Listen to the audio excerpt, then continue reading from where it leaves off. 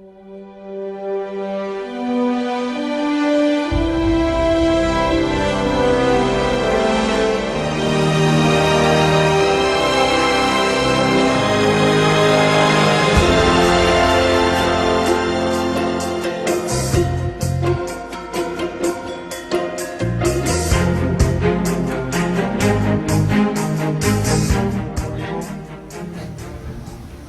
wetu wapendwa, wazazi wetu watukufu, walimu wetu wapendwa na watoto wetu wapendwa, Bwana Yesu asifiwe.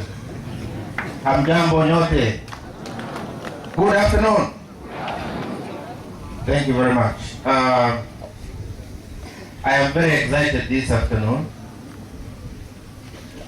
kwa sababu siku yetu ile ambayo tumeimba kwa siku nyingi imefika. Tupenda kuchukua nafasi hii kumshukuru Mwenyezi Mungu kwa hiyo. Wageni wetu wamekuja wakiongozwa na Daktari Paul Bundi Karau, rafiki yangu wa kitambo Dr. Benjamin Kanake, na Daktari Paul Bundi Karau ananiambia mwenzake mwingine yuko njiani. Na ningependa kuwafahamisha ya kwamba mmoja wetu wanafunzi wa zamani Eric Kinoti is also on the way. He was here briefly and ducked out, but he's coming back. He's going to give a presentation on mentorship, particularly focusing on entrepreneurship. I'm going to mention something very interesting. And when he comes, I'm going to give a better introduction. But for the time, we actually wanted him to start his session, and then you break for lunch. And then after that, we have the main session now for the health talk, which is the key focus for the day. But before I continue, I would like to mention that we have some members of the board present. I don't know kama wanaweza kusimama mahali walipo. We appreciate them. Members of the board present, please. I can see Madam Alice, I can see Daktari Kawiria. Wapigieni makofi tafadhali. Na ni wazazi wetu pia wako na watoto wao hapa. I don't know, PTA members, I saw Bwana Kimeu. Members of the PTA present? Okay, fine. We actually intended to have the students only, but an idea came to our mind that it is important that our parents know what we are doing. So the last minute we drew a small message to the parents to tell them what we are doing, and we asked them very kindly, those who are available to come. That is why you have seen a few of them. We are not invited all of them, but how I wish they came. But I want to take this opportunity to thank most sincerely those who had time to come, and I would like you to clap for them, please.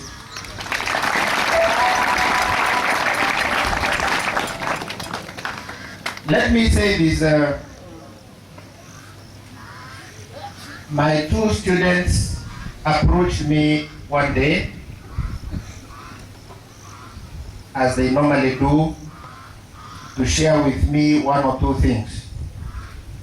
And what these students shared with me shocked me. Ladies and gentlemen, you have been reading in the newspapers, you have seen on TV our children taking part in very careless behavior. In school buses, in bars, restaurants, sometimes even at home where ourselves are. I know Dr. Kanake is going to mention the lack of role models. I think we are going to start importing role models in this country. So these students told me that Mwalimu, what we have seen in the newspapers is happening right here in Meru County. Only that it has not exploded, or maybe only that nobody has taken keen interest, whether teachers, religious leaders, or political leaders. But as a school, we got challenged by what these children shared with us, and I want to assure you, I took them to some parts, I will tell you where, some town in this county, where they showed me the students go over the holidays, or during the closing day, or during the opening day. And what our children do, I hope none of you is going to faint. Very unspeakable behavior, alcohol and drug abuse, smoking bangi in some of those places. The others who engage in illicit sex. I was taken to some, by the way, I'm not talking about our children at NKUBU High School.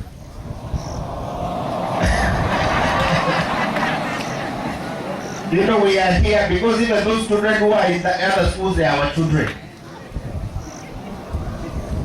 So we want to be a role model as a school, where we speak out these vices very boldly, very courageously, and very loudly, for anybody who wants to hear, to hear. You remember very well we started the alcohol drug abuse, and we are running fast ahead of everybody in as far as fighting alcohol drug abuse amongst the young people concerned in this country. So some of our children in our schools, they deliberately refuse to report back to school on the opening day, not because of any genuine reason for lack of transport or lack of fees, but because they get stuck in some towns so that they can engage in those vices. I have said I have visited lodgings where they pay 200 shillings per night to engage in all manner of dirty things that is going to destroy this generation, that is going to destroy this country. And we as teachers, we are as parents of this great school, we are going to be at the front line. Even before the newspapers carry out these reports, we are going to say it loudly here. Anybody who wants can commit suicide. And that is when I came back and I had an assembly with the students and I told them what I have discovered. And I said that is not enough. We will go out of our way to see what we can do to help our children out there. And our students are change agents. When we started our drug abuse policy, we launched it here. Quite a number of our students over the holidays went to preach the same amongst their peers. And I said we are going to have this day, the first health talk day in this school, where we can hear from experts. And the reason is that I know our students who are, as I've said, are key change agents will go out there and preach the good news to the others. So once more, I want to take this opportunity to thank you, our parents, because you are now our witnesses. You can see we do not only go to class to teach so that our students can get A's. We also go out of our way to ensure that our students get out of this school with very good A's, but at the same time with clean brains and with that attitude and that conviction that they are responsible for others out there. that they can be able to do something to change people with bad habits. Otherwise, with those few introductory remarks, I would like to take this opportunity to officially and formally introduce the key facilitator of today's Health Talk Day, Dr. Paul Bundi Karao. He's not a new person to our school. Daktari was here another day when we invited him for our prize giving day. And one thing I can remember about him is that he was once the best student in KCSE in Kenya. Can you clap for him?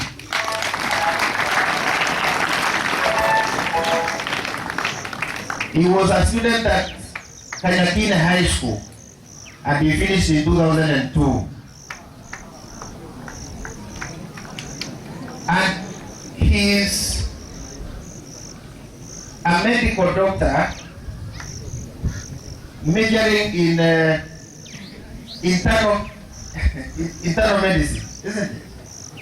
Internal medicine. You tell you a little more. I can confuse those things. They are very complicated for me.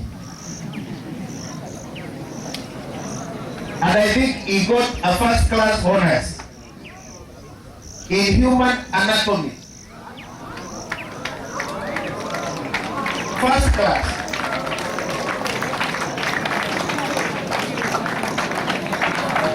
And I want to challenge you, at our wazazi, those who have smartphones, you can Google Dr. Paul Bundi Karao. You will see very interesting things about this young man. And we have called him here deliberately because we are praying that our children become like him. So that when you hear doctors, don't think you will find somebody who is too old or funny looking. Young, nice looking men like this. This is how we want our children to look like. Otherwise,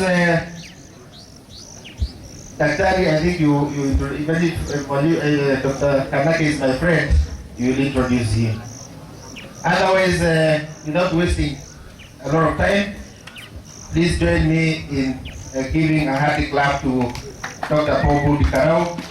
He is the key person today. Moja, Pili, Tatu. Thank you so much, Daktari. Karibu sana. Thank you very much, Mr. Principal, the Board of Management, the PTA members present, the parents, the students. Good afternoon. It's a great honor to be here today. We've been talking with the principal for a while now about this day. Let me say, even to me, when he told me what we were to speak about today, it was a challenge. I know these things have been in the media. I've actually even written them one time in the Sunday Nation, one article in the Sunday Nation, and I've actually spoken in many fora about the same things because we are starting to ask questions about the generation we are raising. Things are changing very fast. The world has caught up with us. Technology is developing at a fast rate than the human mind is developing, and we are getting swallowed by that technology. So we are asking ourselves, should technology control us, or are we the ones who should control technology? And so this is my thoughts about this day. We are going to start general. I have prepared two presentations, and I know Dr. Kanake, who I'm going to introduce, has also prepared a presentation, but I'm not going to give the two presentations. Number one, as doctors, we know that your concentration span is not that long, so we are going to be as short and as precise as possible.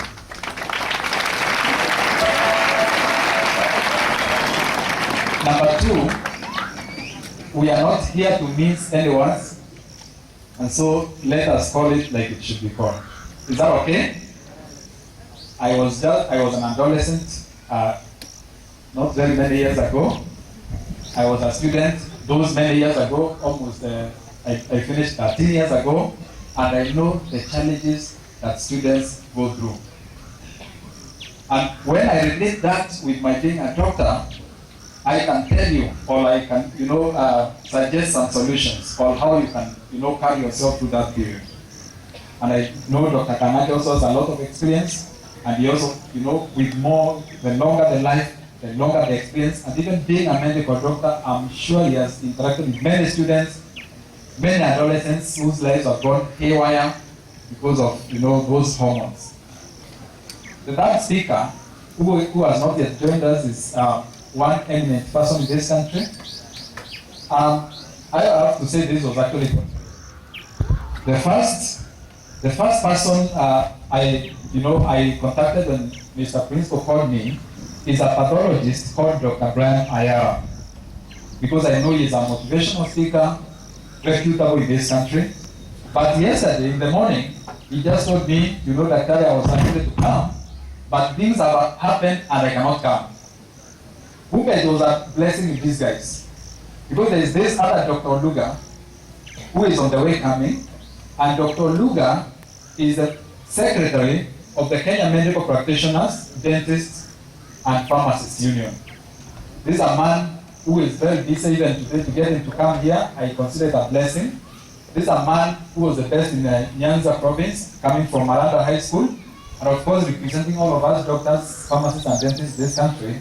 He's not a mean person. Even for him to come here and even get that time, I'm truly honored.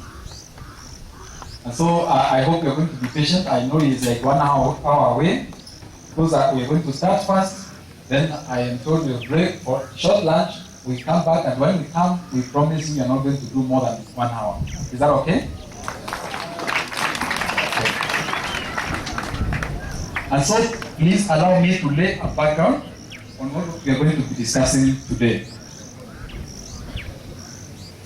So today, let me start first of all by saying that this period from 13 to 24 years of age that we call adolescence and early adulthood is a very important period.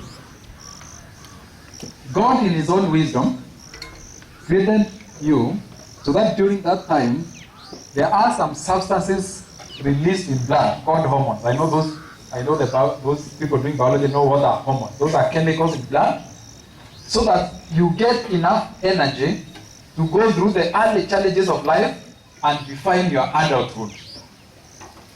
Now, unfortunately, these hormones, and chief hormone we are talking about here is, we call it testosterone. How many of you have ever heard of a hormone called testosterone? This is a hormone of aggressiveness. God, in his own wisdom, intended that we be aggressive so that as we mature into young adults, we are able to conquer the world. Of course, during this time, we are coming out of our nests. We are almost on our own. By the time you finish Form 4, you are on your own in this world. You're even a citizen with an identity card. And God intended that this hormone enables you to conquer your early adulthood and go out. And so this period of adolescence is a period of hormonal adjustments. Your body is making very many adjustments. It is a period of immense stress and strain. There is no other period in your life when you undergo that amount of stress and strain. It is also a period which is interesting, because this is a time you start testing the world. And you test the world in many ways. You test the world in terms of drugs. You test the world in terms of looking for people of the opposite sex. Unfortunately, those are the things, the untoward effects of this period. It is also a period of discovering. During this period, you discover yourself and who you are. Are we together? Tuko pamoja. This side. What is distracting you? Please, can you focus towards me? This is a period of discovery. You are trying to discover yourself. And let me tell you, if during this time you don't discover yourself, then you're not going to discover yourself any more time. Because this is the period you're in school so that you can discover yourself. At the same time, this is a period of exploring. This is a period when you explore the world and you test many things, and some things might not work and others might work. Unfortunately, during that time of exploring, you explore some things, and those things affect your life when you go into early adulthood, and from there is no other way of catching up. When Kanyakine High School, I remember a young man who was very good in football. This man, actually right now when I see Arsenal playing, because he was an Arsenal fan, I think by now, he would be one of the best strikers. But let me tell you what happened. When Form 4s were doing exams, this man was in Form 3. We never used to ask for exit. There were some small letters naitwa exit. You would go to the deputy principal, unamwambia nataka kutoka kwa market, unapewa exit. But because you are Form 4 and you're a big man, you don't ask for an exit letter. So Form 4s would go in and out of the school. And I want to tell you, they used to go do that even at night. The reports we used to get is that there were some prostitutes in the market, Kanyakine market, where students used to go at night. Actually, I remember one man saying, we need to learn biology. We have a biology exam, and we need to learn that reproductive system. That's why we are going to the market. This is a true story. And this man, this boy was a Form 3, and when the Form 4s were doing that, he started exploring, and following them. And there, not only were they going to the prostitutes, they were also engaged in bank, alcohol, and God knows, maybe cocaine and heroin. And at one point, now the boy started taking those drugs. He could not survive without bank. We are going to talk about drug and substance abuse. And in Form 4, first term, he was expelled from school. Now, I'm told nowadays the boy is a wreck. You find him in the bus stop, you borrow 20 shillings from you, you borrow 10 shillings from you. He's one of those guys who will be trying to push you to enter Matatu. This is a man who should be playing for Arsenal Football Club. But during that time of exploring, he explored more than he was supposed to explore. There are people in this world who have explored what they were supposed to explore. One of the richest men in the world is called Bill Gates. When he was supposed to explore, he explored with computers. And we know we are a better world because of Bill Gates. Isn't that true? So at your level, that level that God has put you, that level that God has put you, if you explore in the right way, I want to tell you that this world is going to be a better place. Many people's greatness started when they were young. When they were doing this time in high school. So, remember, I'm laying the background and I'm almost finishing. One man said, adolescence is when you believe you are the center of the world. Are we there? The difference between adolescence and maturity is when the world opens up and you realize you are not the center of it. I remember when boys would throw stones and break glasses, they thought they were the center of the world. But sasa ukienda kwako nyumbani ukimaliza Form 4, you go and realize actually you are just a small part in this world. And let me tell you why adolescents believe that we are the center of the world. The way we are treated, our brains. I want you to picture the human brain. The human brain develops from back to front. Now, if you look at the human brain, the functions which are essential for life, breathing, the heart beating, control of digestion, those are the first to develop. I want to tell you those functions are in every animal. Sawa sawa. Hakuna mnyama hana hizo functions. And they are the first to develop. Then zinaanza kudevelop zile zingine. Seeing, vision, and the hearing. Now, those ones develop because for you to interact with the world, you must have those ones. Okay? For you to interact with the world, you must see, you must hear. Now, you remember the brain is developing from back to front. Then after some time, muscle activity develops and you start walking around 1 year of life. Then after some time now, you develop some senses which enable you to interact with the environment, the ability to understand what is spoken, the ability to write and to read and write. Now, during adolescence, you develop the ability to do the functions of an adult, but unfortunately the front part of the brain, which deals with the executive function, you accounting for your actions, has not fully matured. And therefore, an adolescent is somebody who can do the functions of an adult, but cannot account for those functions of an adult.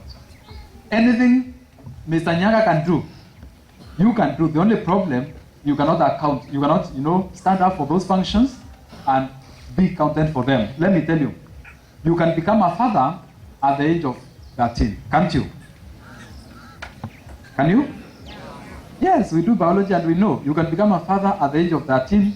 You can become a mother at the age of 13. Even those who have precocious puberty, we know somebody who is living actually became a mother at the age of 4. Okay? She's alive actually. That was 1938. She's a Mexican at the age of 4. But when you become a father at the age of 13 or 14, you are not able to do the work that a father should do. And why? Because the way God intended it, He intended that that part of the brain that does those higher functions, intelligence, ability to account for your actions, has not fully developed. But remember, very early on, God gave you the ability to walk, to see, to hear, to read, to write, to understand. And what He wants you to do is to make use of those functions in preparation for those functions of an adult.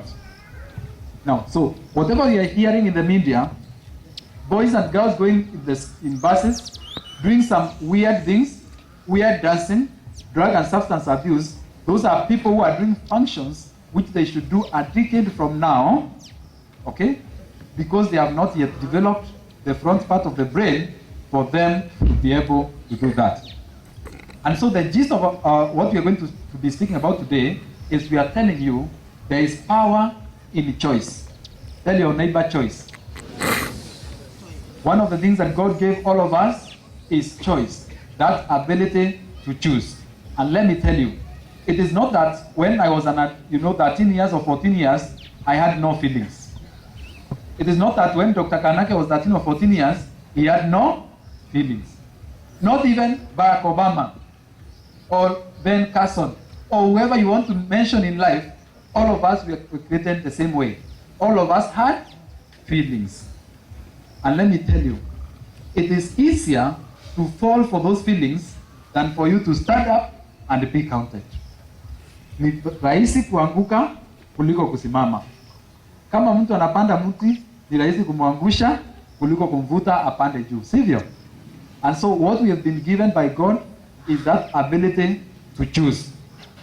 And even at the end of it all today, we are going to be talking about choice. Let me tell you, we can talk all we want. We can say alcohol will kill your brain even before you know it. We can say cigarettes can cause 46 types of cancer. We can say there is HIV and AIDS, because there is, that is true. And it's increasing at an alarming rate among high school students. But it is your choice which matters. Tell your neighbor choice. And so as we shall be talking, I want you to look at yourself and know that you've been given that body with all those hormones, but the choices you make in life will define who you become in life. Let me tell you, you are not the center of the world, neither am I the center of the world, even Barack Obama is not the center of the world. All of us, we are just on a journey, and one day we shall bid this world goodbye, isn't it? Our work is to do our best to make the right choices, to interact well with the environment, and remember, everything has its own time.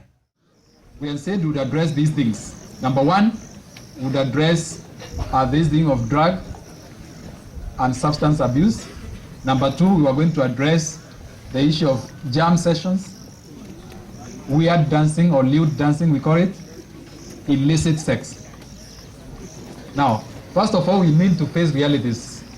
Because if you have to be an Eric Kinoti, if you have to be a Mwenda Bijewe, if you have to be a Dr. Luga, if you have to be a Dr. Kanake, if you have to be Prince Bonyaga, first of all, you must grow and become like them. One common denominator among all these people, kutoka Eric mpaka Prince Bonyaga hapa, hakuna yule alienda jam sessions akajisahau, hakuna yule alienda hizo illicit sex akapata HIV, others will not be here. I'm sure kwa military ukipatikana uko na HIV, I don't know what happens, mwenda. See, you are told to go home. You do light duty, hakuna light duties. I'm sure there you are shown the door. imagine. Huwezi ingia ukiwa nayo. And I can tell you, brothers, from statistics, students are getting HIV in high school. And let me tell you, we see them, we treat them, and leave alone that HIV which you inherit from parents, because you can inherit from parents and you grow up to now. We have students getting infected with HIV. Just imagine this. You come from home, your parents give you 1,000 for shopping and fare. You come to Merotown, you find other girls from other schools, and you decide to go for a jam session. Let me tell you the interesting thing. Most of those girls in those uniforms are not actually from Kaga girls. We know even of prostitutes who wear the school uniforms during school reporting days, and you'll go in with somebody who is 40 years old or somebody who is HIV infected, and you come out thinking you have been with the Kaga girls, yet it's a prostitute who is quite experienced. I want to tell you that's the truth. These are facts. I remember one time when I was in the university in first year, in second year, in first year in medicine, you don't even think of doing anything. You just had to focus on books if you are not to die. When I was in second year, there was a boy, he was doing actuarial science. And this is a true story. He went to drink. Sad that it happens. Then when he was drinking, he found a very beautiful girl. He never came to school. We were living in a hall called the Hall 2 in main campus. He went and looked for a hotel room. He was the one who was telling us. Of course, whatever happened during the night, but the amazing thing in the morning when he woke up, this lady was so old, she had no teeth from here to here. When he looked at her, he could not believe himself. Okay?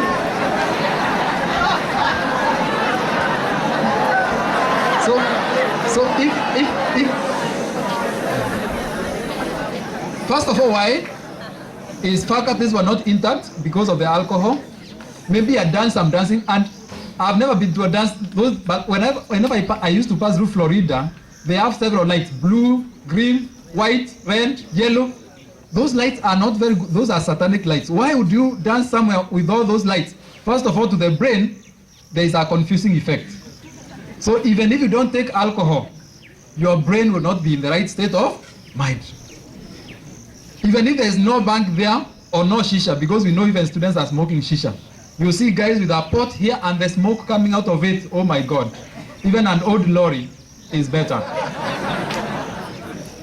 But I need to tell you, students, if we have to mature to the next level and become a professional or an entrepreneur like Eric, or a big, security expert like Mr. Mwenda, or a great trade unionist, a doctor like Dr. Luga, or a doctor like Kanaka, or a principal, and all these parents you're seeing here, then you must navigate through that adolescence. Now, before I give, because I said myself I'm taking only 10 minutes, let me tell you about 3 influencers. Number 1 influencer is your peer. Let me tell you, even the Bible says, the person who chooses, a wrong company corrupts good morals. And let me tell you, at this stage of your life, your mind is very impressionable. Somebody can just put an impression there, and it's very difficult to remove it. When I was in Kanyakin High School, the students who are wrong numbers were the most famous. Wale vijana wanasag trousers up to here, they take cigarettes behind the toilet. Hao ndio walikuwa wanajulikana shule. The hardworking ones hawajulikani. And it's very easy to find yourself copying those people. Peer influence. Are you able to stand on your own? Remember, in this world, you are alone in the midst of plenty. Usifikirie mko wengi. Ukitoka hii shule, when you finish, I wish you looked at Form 4s when they were going out. Kila mtu alikujua na mzazi, au akatoka na box yake, na hakuna wawili walienda nyumba moja. Isn't that true? And in some schools, like I was in Karima Girls, a national school, I attended a graduation for the Form 4s when they were going home. Kila mzazi lazima akuja achukue msichana wake, atoke naye kwa gate, and they are cleared from the gate there, alone. While you are here in school, it's like you're in a cooperative movement. Why should it be like that? I would like to tell you, we come from different backgrounds. Some of us, hata pale tulitoka tunalalia magunia. Some of you najua hata pale mlitoka hamjai kuwa na a roofed corrugated iron sheet house. Kwa nini ufike hapa shule ujifanya asifu mko wengi? Wale mabeste Eric used to tell us unafuata wengine. And you know, sometimes even in high school, you can follow even without knowing where you are going. I remember one time in Kanyakini High School, a boy was allegedly slapped by the principal and akazirai. And the boy said, let's go out. We asked where? Wakasema lazima tutoke. A few of us said, no, hatutoki. Tukakantua, by the count of 5, you are out of the classrooms. 1, 2, by 5, of course, we were out. Because of the peer influence. Now, when we went out, we were going and we didn't know where we were going, of course, to Kashika Barabara. I thought we were going to Meru Town or wherever, to the DC, but we met the policemen at Muishone. That's where our journey ended. I found myself in Kionyo, some areas up there. And you know, at the end of the day, when we were being interviewed by the teachers, where were you going? Nobody knew where we were going. Please don't follow anybody, because that person you're following might not know where they are going. Ukitoka hapa shule, nenda kwenu nyumbani, you know where you are going. And if you have to have company, because company sometimes is a must. Wacha nikwambie, there is no better company than company in the church. One of the things that saved me at Kanyakini High School, and that is what got me the A, the best A in the country, is because the first day I came to high school, I joined the Christian Union. Thank God. After that, they saw maybe I had some leadership qualities, they made me an official. And I was in the Christian Union, and I can tell you all the boys who made a life, anything out of that, were the boys in the Christian Union or YCS. Let me tell you. Anybody else who joined those things of going at night to take bangi, or going at night to learn biology practicals, because before the biology practical, they have nothing to show for it. Saizi, they're in prison. They are rotting in prison. Number two influencer, and I want to say this as I finish, is the internet. We have been talking about that issue of internet. Myself as Dr. Bundi, I depend on internet almost on a daily basis. Hata nikiwa hapo nimeketi, I have been using internet. Hata communicating with Dr. Lucas was coming, I've been using internet. But at your level, let me tell you, I told you the brain develops from back to front. You might not have that maturity to know what is good in the internet and what is not good. When Mr. Mwenda Bijewe goes to the internet, he checks maybe military tactics, isn't it? Maybe he has some access to military websites we might not have access to. But you have, access to YouTube, to all the pornography websites there are in this world. The internet is an ocean with everything. I tell you, hautaenda kusoma biology kwa ile internet. And that is one of the greatest influencers now, and that is something, if you have to achieve in high school, please, that is something you have to limit. Why do you need a phone in school? Why do you need Facebook? Why do you need YouTube? Is there any biology in YouTube? Kuna biology kwa YouTube? Yes. Much more than the biology your teachers teach you? Yes. Hiyo ni biology and medicine. I don't think it's biology for high school. And even for high school, for medicine, I don't think there is biology in YouTube. Much more than our professors do have. Let me tell you the truth. Weka hiyo simu kando. Is that okay? When you have reached the age of 24, take on that phone. You have gotten your morals. Even if you have given, like, let me tell you the truth. In my house, I have fast internet 24 hours. In our classrooms, we have internet. In the library, we have internet. Yet, I know how to use the internet. I know how to check and when to check it and how I can use the internet to my advantage. But my advice is that you are not yet of age to use the internet. Lastly is the media.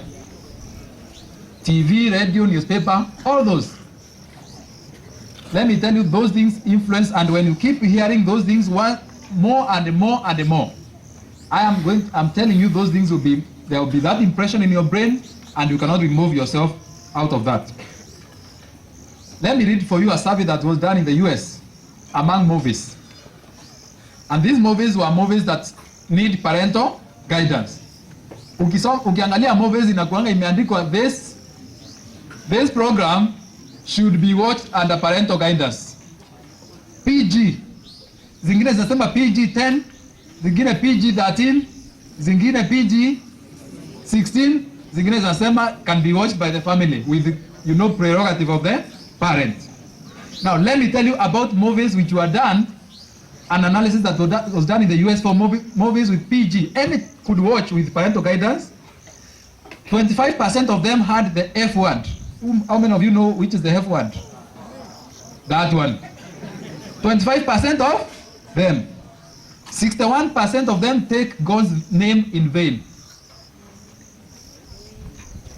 I don't need to mention taking, because I'm a Christian, since I mentioned now to take God's name in vain. But we've had people swearing, saying holy something, and you wonder.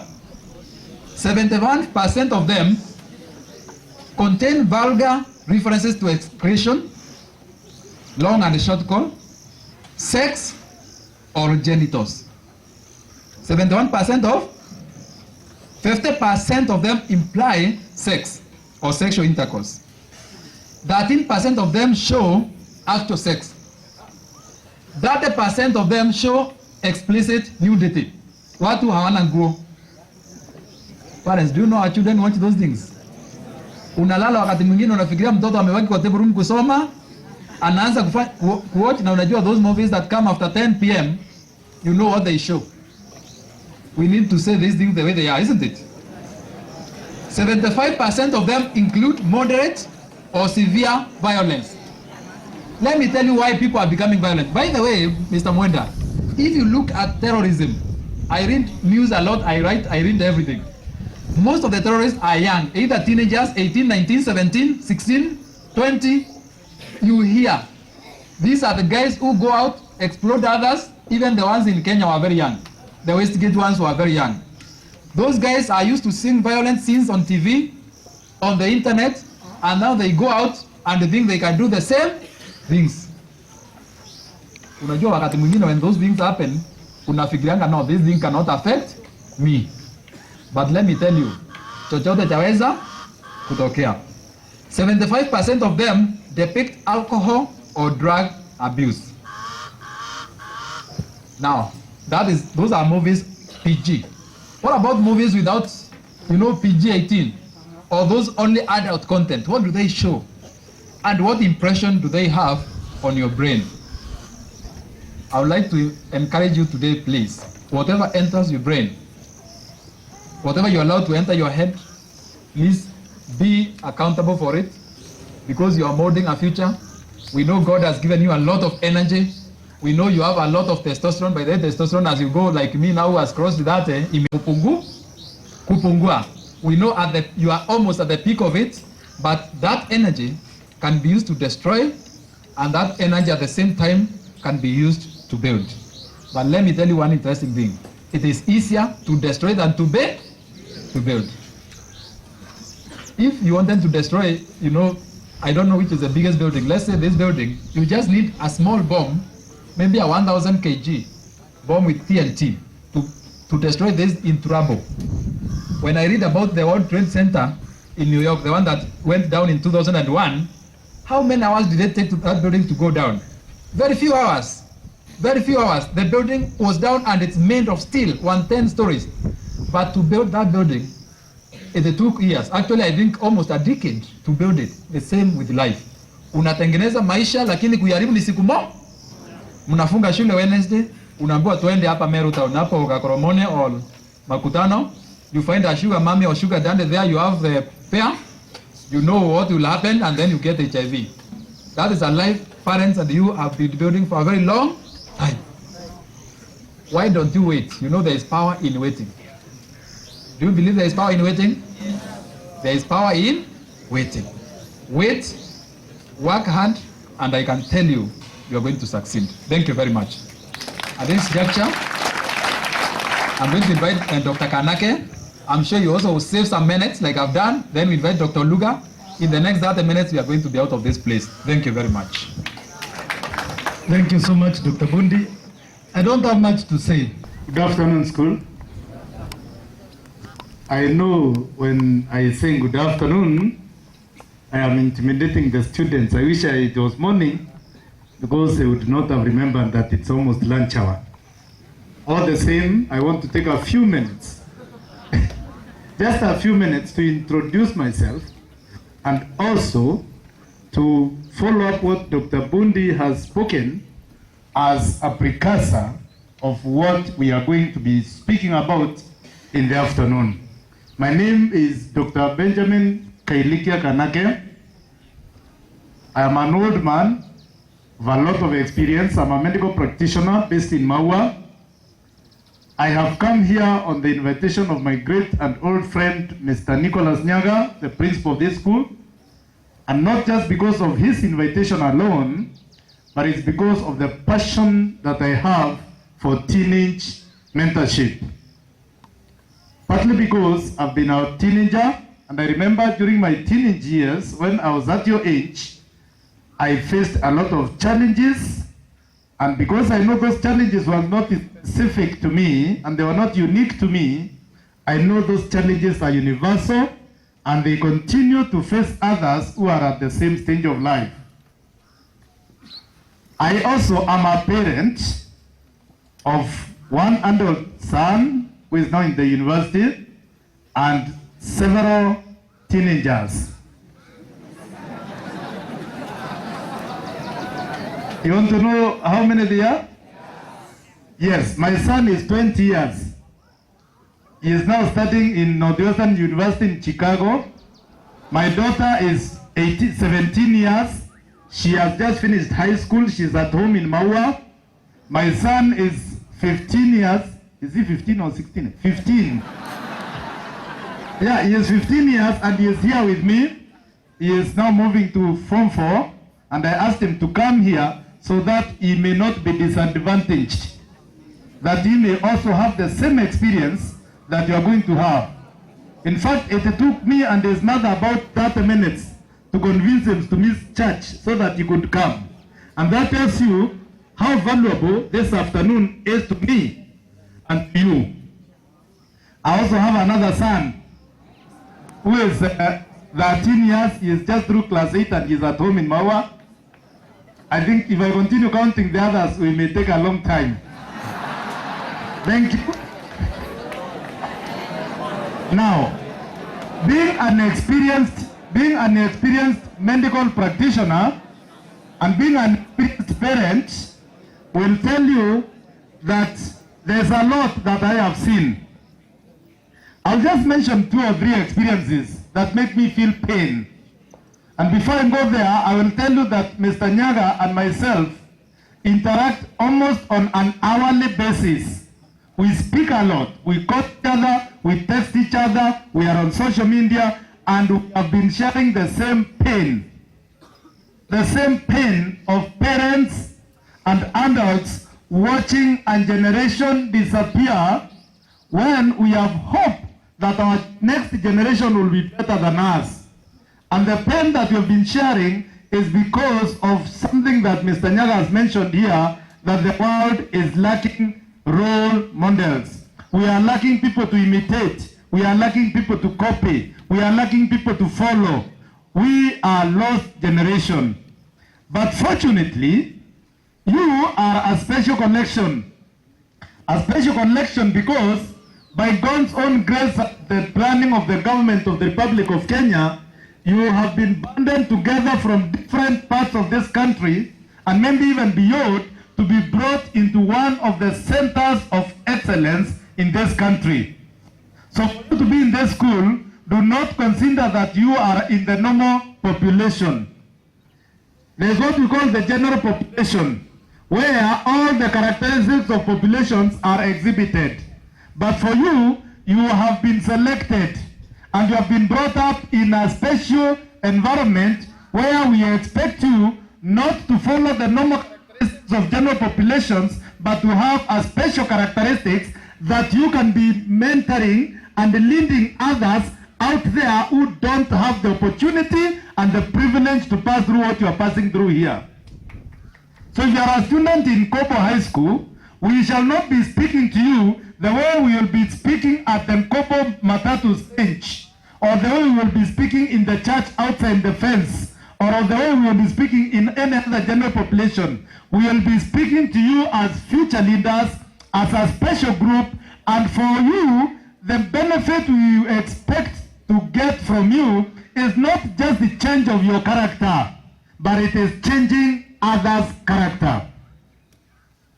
Woe unto you If after this talk you will not change yourself, how then do you expect to change somebody else? And if you cannot change people, whom do you expect to change them? May I go to the Bible just for 1 second? God spoke to Isaiah. When Isaiah was going to speak to preach, to pray in the temple, he encountered a vision where he had an encounter with God. And he heard God is speaking to him, and he asked him, whom shall I send, and who will go for us? And here, as your parents, as your teachers, as the general population, we are asking you boys, young boys, whom shall we send, and who will go for us? Are you ready to be sent out there and change lives? Thank you. We shall be giving you the tools and empowering you on how you are going to change lives. We are going to inform you. We are going to educate you. We are going to take you through experiences. And as I finish my introduction, I want to give you just 3, I will not call them testimonies or stories. Let them be what they be after I've given them. When I was in Alliance High School, we were the first people to do it for 4. And among us, we had 20 of us who were either position 1 or position 2 in their districts. And those days, the district used to be only 41. We had only 41 districts in Kenya. And we were schooling with the very best of the best. Because at that time, the way the school selection used to be done is that the best students used to be taken to the biggest school available, and Alliance High School was picking from all the districts the cream de la cream. But among us, there was a student who was position 1 in one of the districts. I will not mention it, lest you go and find out and put me into the problem of defamation. This guy, he had the habit of picking things.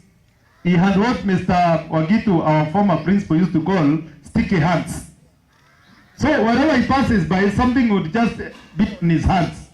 He would end up collecting shirts, socks, pens, rubbers, geometrical sets. And this guy, we used to give him, Mr. Mawira is around. If I use the wrong pronunciation, we used to call him voleur. Voleur was the French name for a thief. Eventually, this guy ended up being expelled from school when we were in Form 4. I don't know what happened to him, and I don't want to continue beyond there. Those of you who have been watching TV a lot, Kamiti Maximum Security Prison. The most prominent prisoner in Kamiti was my yearmate in Alliance High School. He is called Peter Uko, and he is usually not ashamed, because I've also visited him there in Kamiti. He is serving a life sentence, which was just a commutation of capital punishment. Because he committed a crime straight from high school, he was arrested, he was tried, he went to appeal, he lost all the appeals, and he ended up in prison, and he was to be hanged. But when President Kibaki took over, he decided to commute all capitals to life imprisonment. And he will not get out of prison unless by the grace of God and by the machinations of the president. What am I saying? I am saying you can be lost from wherever you are. If an Alliance High School graduate would be lost to Kamiti Maximum Prison, you can also be lost if you are not careful. 2 more cases. One of them is a former student of this school. He was my very close friend. He left this school as one of the very best from NKUBU High School. And we went with him to the University of Nairobi, where he studied law. He got a first-class honors in law, but he had a problem of drinking. He used to drink a lot. And to cut a very long story short, is that he died from complications of alcohol without picking the talent that God had given him. I had a classmate in high school who also ended up in alcohol and drug abuse, and today this fellow walks around as a beggar. So as we speak to you, I would like to say this. I am not going to speak to NKUBU High School. I'm not going to speak to the Center of Excellence. I'm going to speak to you as an individual. just point at yourself and know that we are going to speak to you as an individual. You have ears, please listen, because you'll have a lot to know today. When Kenneth Eric comes, he'll be speaking to you about personal development in entrepreneurship, how you can make the best of your time and talent even after school. And therefore, we would like to pay attention when you go for lunch, eat well, drink some good water, relieve yourself so that you can have maximum concentration, because what we are going to speak to you shall be short but very intense. Are you together? Thank you very much. I don't have much to say, but the little I have to say, it can be said in 24 hours if I had the time. But because I don't have much time, I will say it in a very short while and I will say it all. For those who may have forgotten who I am, and some of the parents who came after and spoken, my name is Dr. Kanake, and I'm a medical practitioner, just like my colleagues here. First, I want to appreciate also the talks that have been given by my other friends, whom I had never met before. Mwenda Bijoe, we have met a lot on TV as he speaks to me and I'm looking at him. So we have met. Eric Kinoti, we have also met on TV. You have spoken to me and I've listened to you and I've watched you, so we have met. Anyway, I want to touch on something that is very vital and very core in this school. Do you all recognize this document? Do you have a relationship with this document? Do you have it?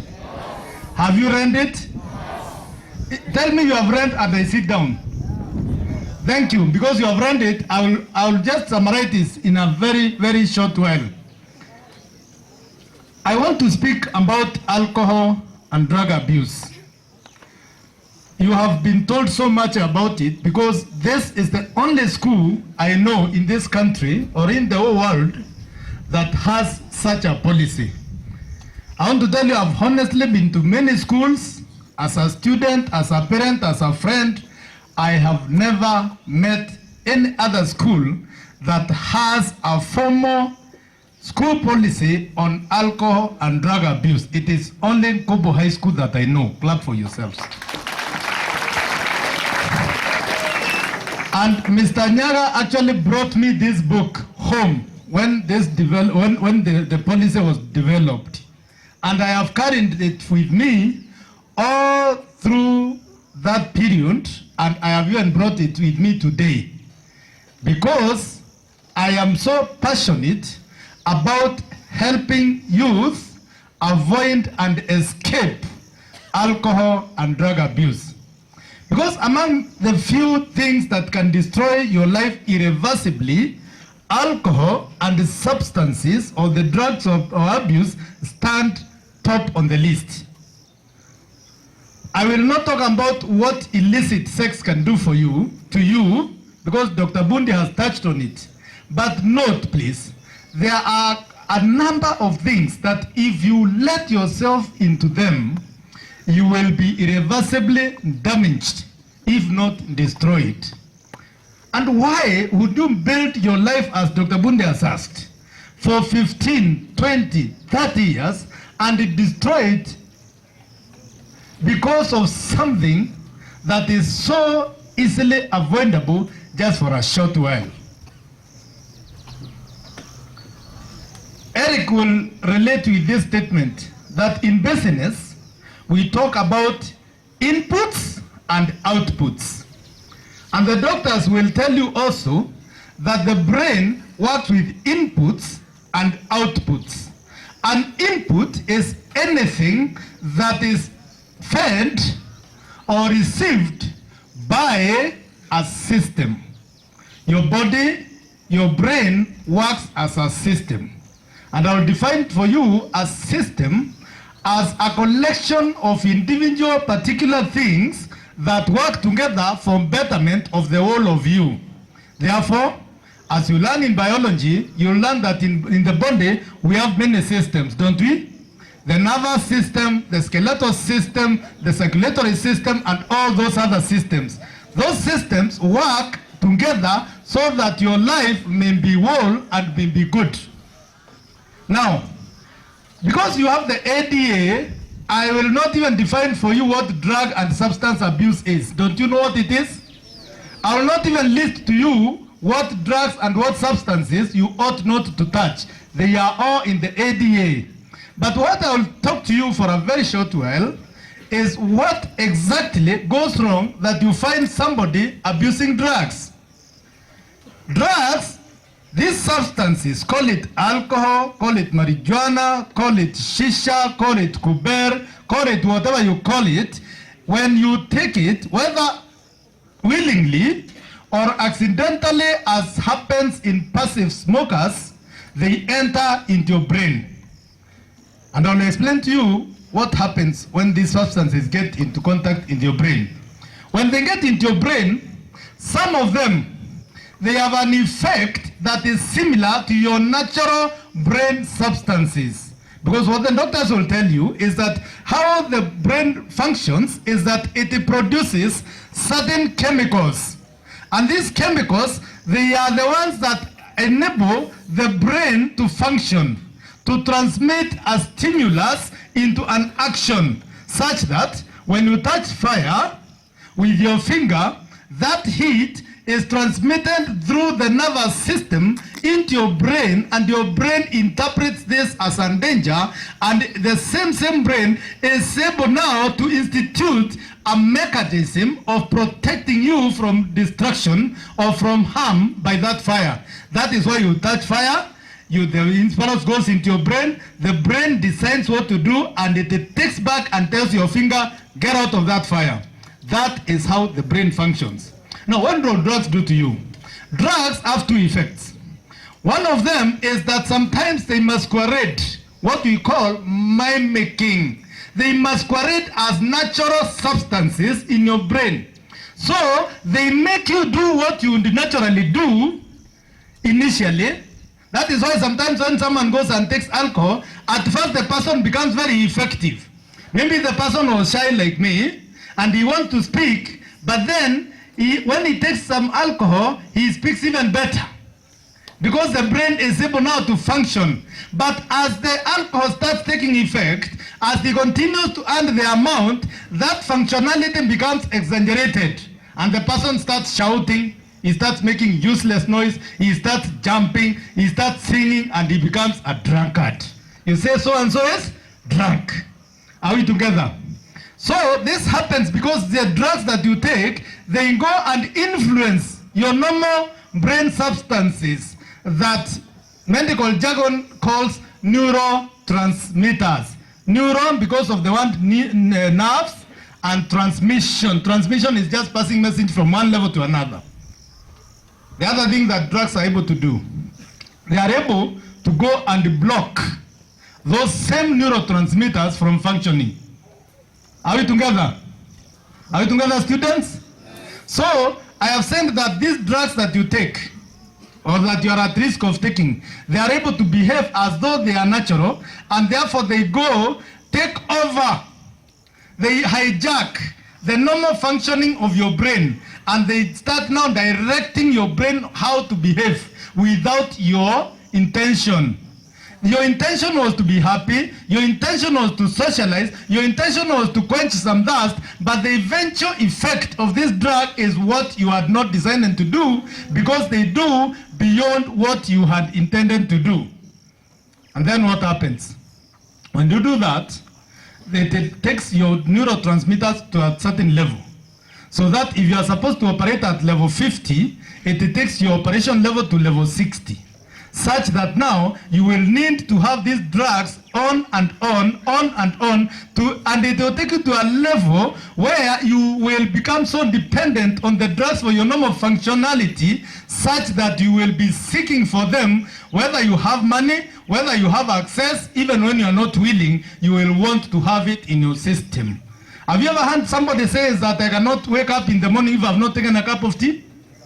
Have you heard somebody saying that nisipokunywa chai naumwa na kichwa? Even parents, I think some of you are like that, isn't it? There's a time I used to be like that also. Without a cup of tea in the morning, hata kwa ofisi yenyewe nilikuwa nashinda. And that is the work of these chemical substances. Now, I'm not talking about coffee or tea or hizo vitu zingine. These dawa za kulevya, they now operate a much higher level than there's other beverage substances that I'm speaking about. And they take you to the level that we call addiction. And when you become addicted to drugs, you are now a patient. You become mentally ill. Drug addicts are mentally ill patients. And when you become mentally ill, you are taken to a psychiatric hospital, to a unit that is called rehabilitation unit. And if you are lucky, you will be assisted. But by that time, will you still be a doctor? Will you? No, you'll have lost your job, won't you? Will you still be practicing in the courts of law as a lawyer? No. Will you come back to NKUBU High School as a Form 3 student? No, because you have already gone beyond the level of an ordinary person. Therefore, I would just need them to highlight to you what drug addiction is, in order that as you study your ADA policy, you will be understanding what the school is protecting you from. Now, what happens in the society there? In the society, you will meet, actually, sometimes we define society as a forest. In a forest, there is no animal that cares about the other. In a forest, there is no animal that is even aware of another's presence. And in the forest, there is no getting lost. You are always somewhere if you are in a forest or in a desert. In the society, when you go out there, do not imagine that there's somebody who is waiting there for you there so that he can make your life comfortable. In fact, I am sorry to declare to you today that nobody was ever created with the sole purpose of making your life successful. The success, the comfort of your life is all in your very hands. If you want to destroy it, we will stand there and watch you. If you want to build it, we will stand there and want you. We will watch you and clap for you. When you destroy yourself, we will gossip about you and we will laugh at you. So students, as you go out into the society, you are breaking for your holidays on Wednesday. Right from the moment you leave the school gate, you will be on your own. Should I apologize for speaking the truth? You will be on your own, in the sense that when you go out there, that kiosk that is facing the school gate, if you go there and ask for a cigarette, it will be sold to you. She will not ask you why you are buying a cigarette. Are we understanding each other? If you take the next corner and ask for a bottle of alcohol, they will sell to you, because they are not created with the purpose of making you comfortable. They are doing their own thing and looking for success for themselves. People have been successful selling cigarettes, people have been successful selling drugs, people have been successful selling alcohol, and others are even successful running brothels. And for them, what matters is not what happens to you, but how much you leave to them, so that they can go and fatten their bank accounts. Do you want to be the person to fatten somebody's bank account as your body is being destroyed? They will laugh at you. They will sell to you. They will become rich, but they will not care about you. And some of them are the people that you even admire in society. Because there are people who are dressed expensively, they are driving expensive cars, they have a lot of money in their pockets, and they will not mind you taking you for one or two.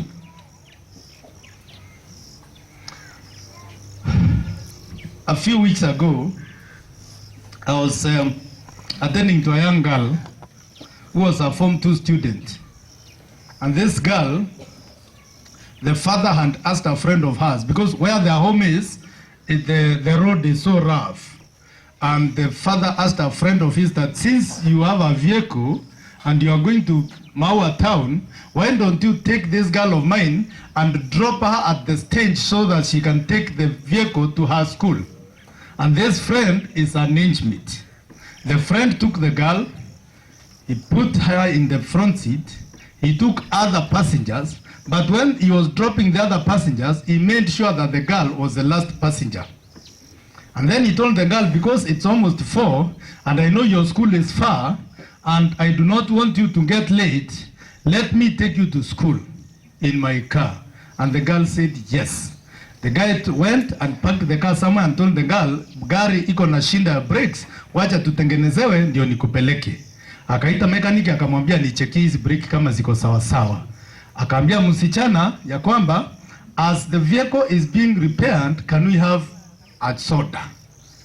And that is the last thing that the girl remembered. Because they went for the soda. I don't know what the man put in the soda.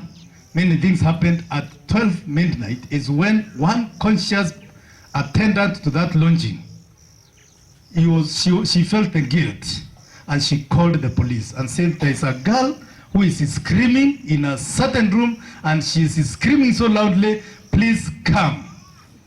Because the girl had been a virgin, she had been a young Form 2 student, the fellow had put things into her alcohol, and he did his thing until the girl almost fainted.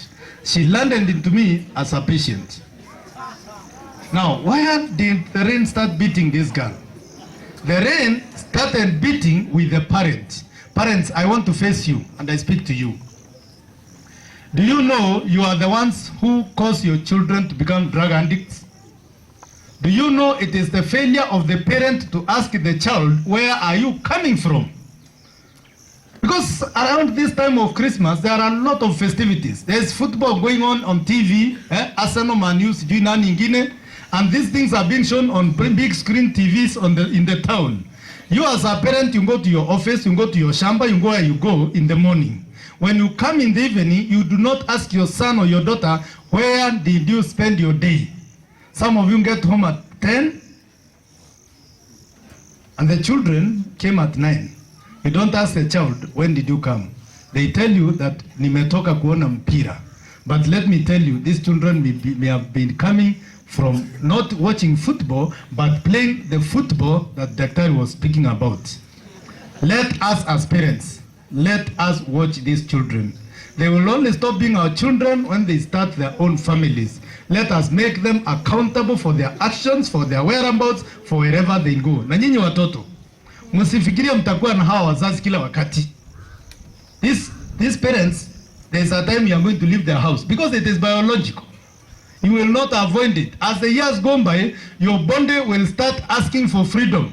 Your mind will start asking for freedom, and you will start being responsible.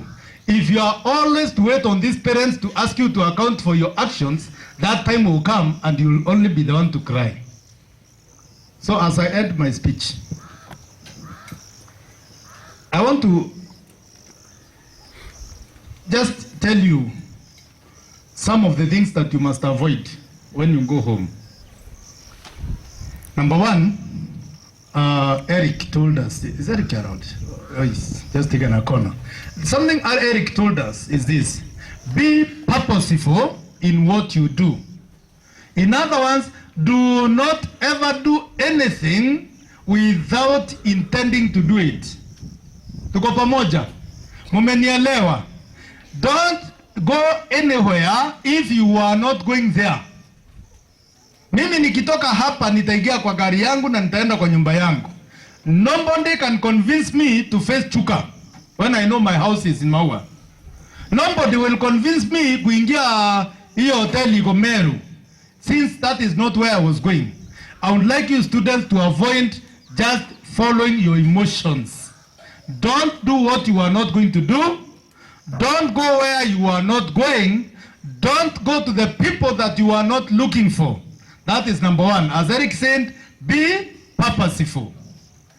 Number two, think before you act. This is something you have been told by everybody. I don't even know why I'm saying. In fact, I'm sounding boring. Is it not boring to say something that you have been told more than 5,000 times? Fine. Let it bore me, but it will not bore you. Think before you act. Kama kuna kitu imekuja, jiulize ya kwanza, what intention did the person who bring this to me have for me? Alikuwa na lengo gani? Nia yake lilikuwa nini? Number two, what effect will my action lead to? Because those who do physics, you will learn that, I think it is Newton's first law of motion, that for every action there is an opposite and equal reaction. Is that Newton's laws of motion?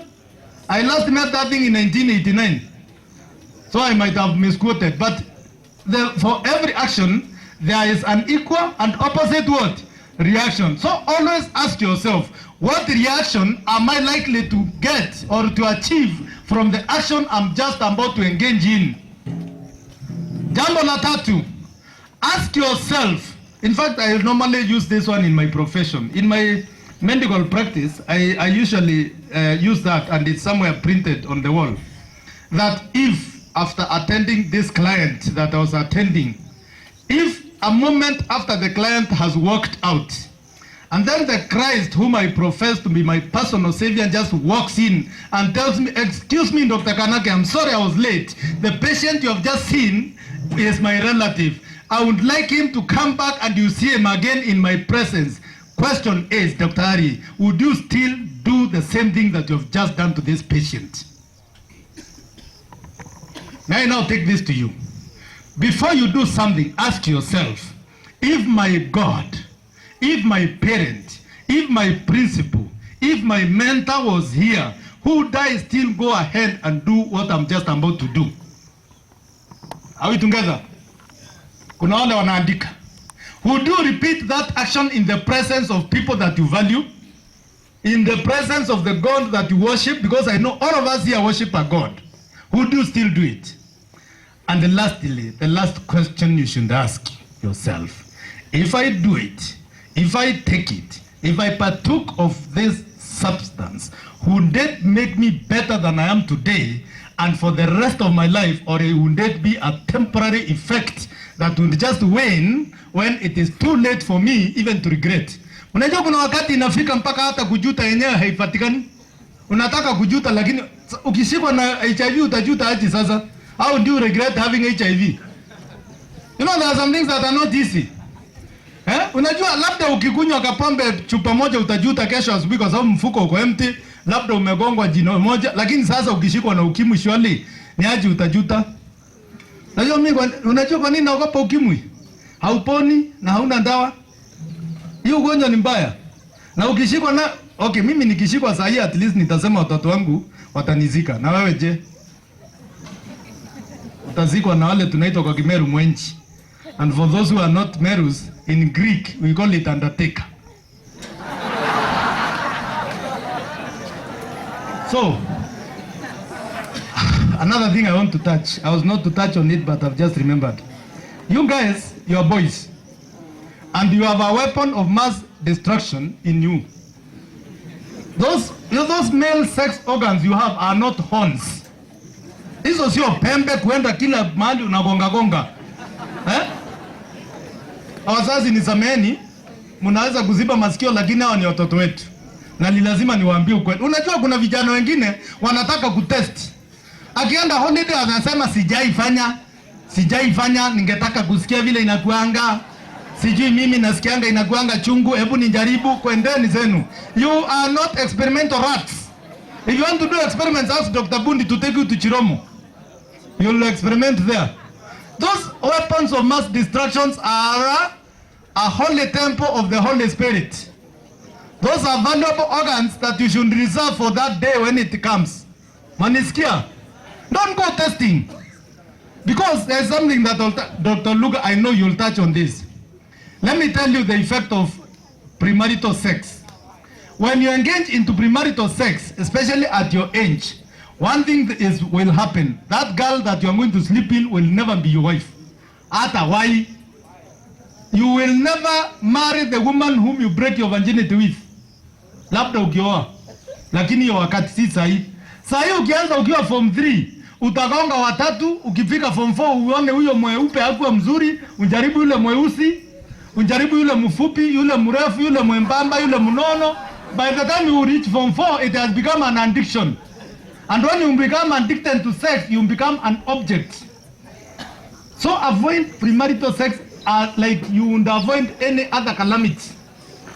In fact, I think even terrorist bombing is easier than those things.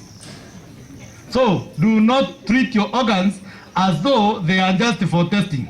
They are not dipsticks to test whether. So mkienda nyumbani waheshimu dada zenu. Because if you impregnate someone's daughter now, sasa utapeleka wapi?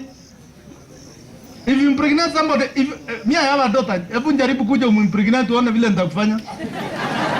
Wacha vile wanambijio anasema. Hata jua pale nimepata bunduki, I'll just kill you. So don't go around doing things because you are going to mess other people's lives as you mess yours. And I'm praying that none of you is intending to try those things this time. Are we together? Na sitaki kuwasikia kwa police station, because BJ will tell you this, that right now the police are having special sessions on how to deal with you guys. Is that true? Around the holiday time, there is usually a district security meeting whose one agenda is about dealing with the students who are on holiday. Wakonayo, I am a friend to many of these police guys, and they tell me kuna mikutano na kuna mikakati, and they even have minutes. Utatandikwa, utajikuta kwani unafikiria wale walikuwa wamekutwa accidentally? Hapana, ilikuwa imepangwa. Hiyo msako ilikuwa imepangwa na yenu imepangwa. Wednesday jioni, wherever you will be, utakuta kutakuwa na msako. Msako iko Wednesday na Friday na weekend zote mpaka mrundi hapa tena. Thank you very much everybody. A small thing that I want to appreciate. I want to appreciate you. Niseme nisiseme? Niseme ama nisiseme bwana? Wewe. Si unataka tufanye vile? Ikae. Thank you very much.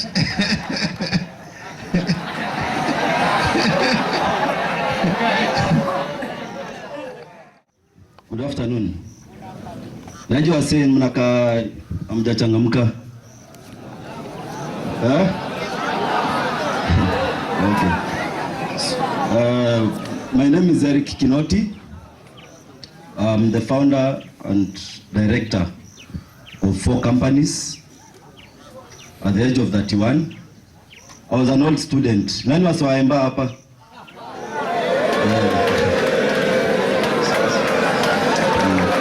So, nilikuwa Embakasi. I was in Embakasi. I started my company called Shade Systems East Africa Limited at the age of 24. It's now 6 years. It's 6 years of age. I started with a seed capital of about $1,000. But I'm not here to tell you what I have. I'm here to share what I've done to be where I am. There are things that the lessons that I've been able to gain to be where I am. At the age of that one, I've been able to have 4 companies, and I was from this school. One of the things I've learned on my way is what you do, put your God first. When you came from where you came from, don't believe in human being, believe in God. Each and every morning, in my case, I have to pray, tell God thank you. In the evening, I have to pray and tell God thank you. One of the most important person in your life is God. God is everything. Another lesson that I've been able to apply is self-awareness. You need to understand yourself. Who are you? To be cool is not drinking mogacha. To be cool is not to be your hype. Coolness is not that. Coolness is understanding who you are. What do you have? Understanding your strength, understanding your weakness. That's being cool. So when Mr. Nyaga or the teachers tell you something, kindly listen to them. Respect is everything. Don't have that sheep mentality. Mnaenda kunya mogacha manini. You'll never add up in life. The street university, the life outside there is very hard. And when you come out of this gate, you'll be all alone. So know yourself, know your limit, know what you have, and take advantage of your strength to complement your weakness. Upon sawa. Another thing, do something that you like so much. For me, when I discovered I'm an entrepreneur, we can never be all doctors. You need to understand your talent. You need to know who you are and do it passionately. Have that self-drive. When you are taught to go to prep, you normally go at what time morning prep? What time? 4:30. 4:30. Yeah, myself I wake up at 3:30. I pray, and normally by 6:15 I'm in my office. Why? No one tells me to be in the office. I have the self-drive. I know what I want. I know what to achieve. The 6:15 I came up with because when I was in NKUBU High School, we were supposed to be to have the morning prep by 6:15. So I've applied that in my life. Mnaelewa? So normally I make sure, and I'm being honest, I'm the first employee to be in my office by 6:15. And my employees have taken that culture. Latest by 7:30 everyone is in the office. No one tells them to come to the office. Have that self-drive. You're not here to get education, to get good grades. You are here to get education, to get knowledge and apply it positively and have an impact in the society. So ausomee mtu, get this, ausomee mzazi wako, ausomee nyaga. You are here for yourself. You are here for your better future. If you want to be an Obama, if you want to be a Kinoti, Paul Bundi, you will be. You are not here for someone. You are doing education. You are getting education because of you. Everything lies with you. The choice is yours. Don't look at where you come from. Your background doesn't matter. That's why you have all of you have uniforms. Unaona? So usiangalie mtu mwingine the other side and looking at yourself. Your background doesn't matter. What matters is you. To be here, to be honest with you, you need to tell God thank you. Many people want to be in NKUBU High School. The virtues of NKUBU High School, if you see outside, if you apply them, you can be one of the greatest person in the world. Another thing is be consistent in what you do. Consistency, if you have understood yourself, you know you are good at this, be consistent. Nothing comes easily. Be patient, be perseverance. Do things not because you are told to do this. Do things because you are supposed to. Mkweli? Anyone with a question?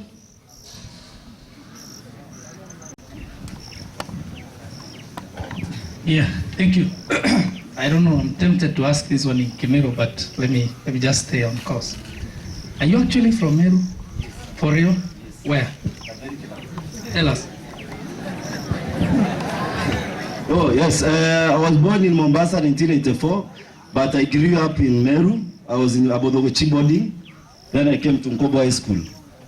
So NKUBU is a big school. It has produced one of the best entrepreneurs in Kenya. Not in Kenya, in the world. So let me brag for that. It's a product of NKUBU High School. So many of you are complaining about your situation. And I have this parting shot. Don't complain about your situation, about lack of fees, about you are waiting to score good grades when you go to Stare or a national school. No. Change the situation. You are not a tree. Thank you. Makofi kwa Kinoti. Thank you very much. Where is that young man? There's somebody who has a small gift for Kinoti. Where is that friend of mine? Come here. When this boy heard Kinoti is coming, this boy is an artist. He's great. He's got great talent in art. So he asked for your photograph. So we went to the internet and looked for your image, for your photograph. And he told me this one is good. And he told me I'm going to draw him like this. So let us see that. Come this side. Kuja Kinoti uchukue uangalie uone kama iko sawa sawa.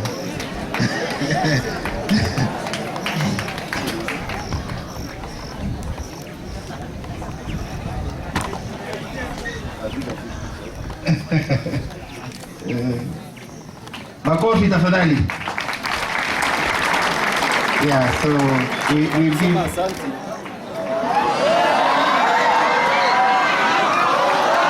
shilingi 2,000. Makofi. Thank you. Okay. Daktari is very excited. You want to say something? Fortunately, this boy comes from where I come. Thank you, Eric, the next employee of Safisana. Mr. Nyaga, allow me also to introduce myself afresh. I'm doing a Master of Business Administration and my specialty is entrepreneurship. So we're in the same field with Eric. We are also in the same field with Mr. Bondi, Dr. Bondi. And I want to say this young man, watch him. All of you. Can you see this? This is an entrepreneur in the making. And Mr. Nyaga, I want you to mentor this boy to become a renowned artist in this country. Thank you. Thank you very much. Asante sana, asante sana. What's your name? Robert? Abat Mugambi. Abat Mugambi. And may I commit myself, you're in which form? Which form? Huh? We are going to form 2. For me, I want to mentor him to see, you see, he has a talent. I have entrepreneurship. Nataka tutengeneze naye pesa. Asisahau ile masomo. I'll mentor him to turn talent into money, to create more artists. So I want to mentor him. Yeah. Thank you so much. Asante sana. Thank you very much.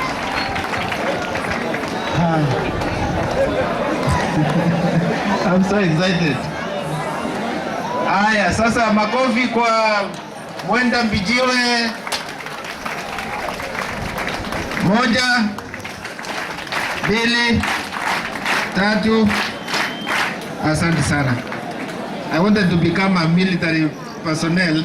It never worked. So these guys. Niaje wase. Habari zenu. Wewe nyamaza nikusalimia, habari yako? See, you were talking when I greeted the others. Mko poa? I have exactly 20 minutes to inspire you, right? So tuanze. Mimi naitwa Mwenda Mbijiwe. Kwetu ni Kibiritia. How many have heard of Kibiritia? Uko wasa Kibiritia hapa? Viazi oye. Viazi oye. Kama umetoka Kibiritia usimame na usituaibishe. Inaitwa UK, United Kibiritia. Kama umetoka UK usimame. I'm serious. Watu wa UK wote. Yeah, ona ule jamaa UK, United Kibiritia. Thank you. Please sit down. I work and live in Nairobi. Previously I was in the military, I was in the Air Force. When I was much younger than I am, and I left the Air Force to become an entrepreneur like my brother. That is many years ago. I'm married. My other name is Mwenda, so my wife is called Mwende, seriously. Mwende. So me and her made a deal. We said, how about we give birth to something? So our daughter is Mwendwa and our son is Mwendi. So you come to my house, seriously, you get confused who you're calling. You could, sometimes I even forget my daughter's name and say Mwendi or Mwende. So other than that, I run a security company in Nairobi called that is Rido Macho, on Security. And many of you know, you may have stumbled over my image on the screen as you are looking for your cartoon. Or you don't watch cartoons anymore. Whatever you like watching, you may have stumbled over this guy who was talking about security, terrorism. Now, last night but one, there was a terror attack in Paris. I think you know that. Luckily, there's no Kenyan involved in that. We found out from our colleagues out there. And we thank God for that, but we are praying for France. But much of my work is in counterterrorism. So I advise the Senate on counterterrorism. I advise a couple of parastatals, Huduma Kenya, and others on counterterrorism. Now, how many of you here are in the scouting movement? Let me tell you my security story. Who is a scout leader? Okabogwa. Kujaba. See, there's always, look at how sharp he is and quick to respond to my command. Kuja haraka mbugu. Wachana na shati. Kuja hivi. See?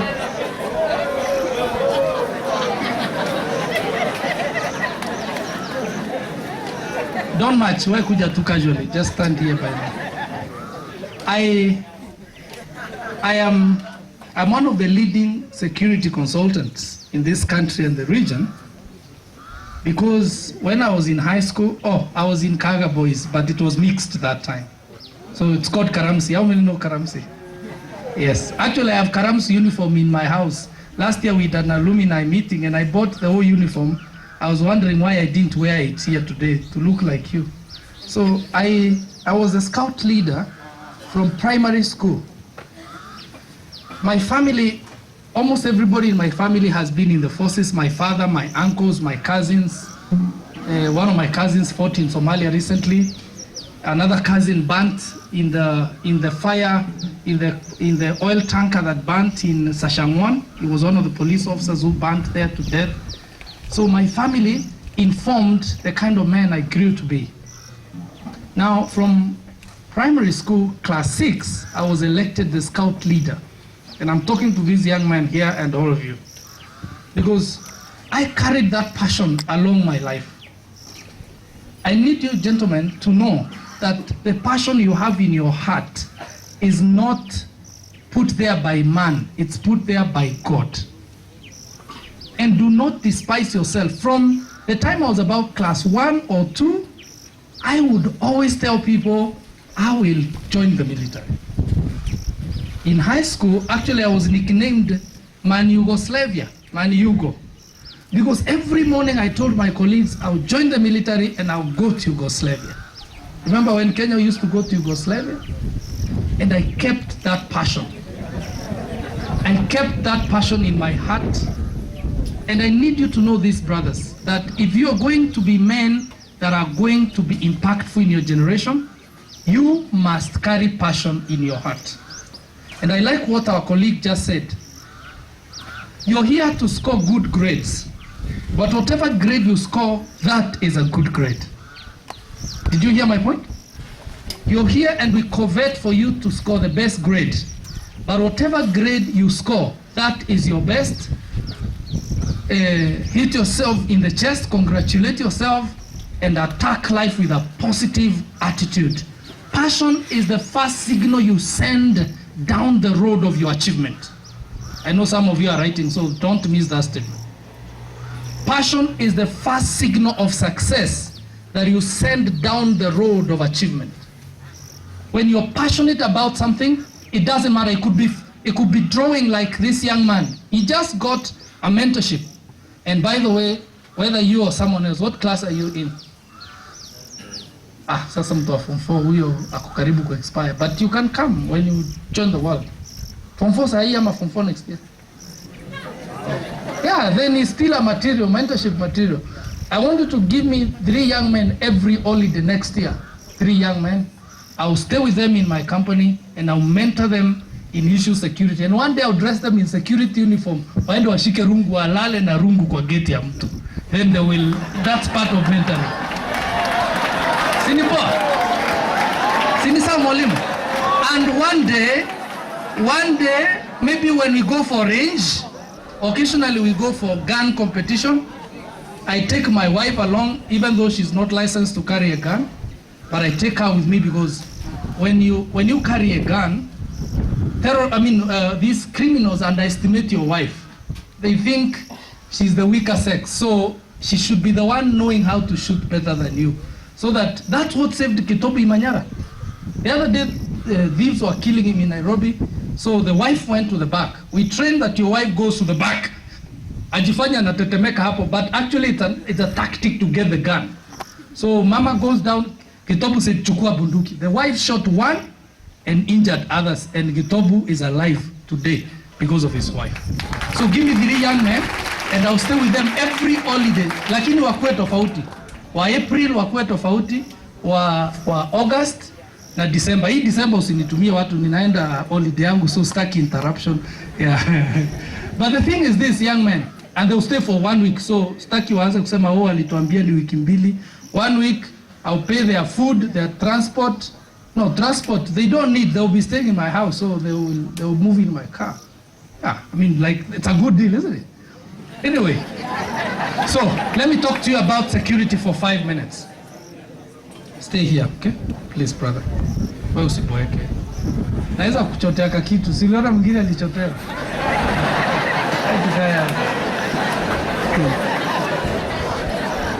Aya, sikia. Now listen, gentlemen. Listen, the next 5 minutes are very important for you to pay attention. one of the most revolutionary things that has happened to this generation is the need worldwide to provide quality and reliable security. This has been brought about by almost simultaneous worldwide escalation of insecurity at every corner around the world. USA, every area you turn, somebody is shooting somebody. South America, Mexico. My family just came from Mexico the other day, and people asking me, why do you let your wife and children go to Mexico by themselves? I said, the way they are staying, there is no insecurity.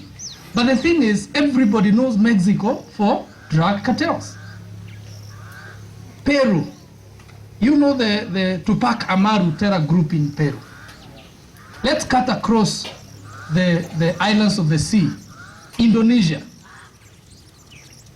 Most of you know about terror groups and terrorist groups that are operating in the far eastern islands. Indonesia, they have roots going to Singapore, up to nations like Philippines. There is a terror group in Philippines that has been a thorn to the whole world for a long time.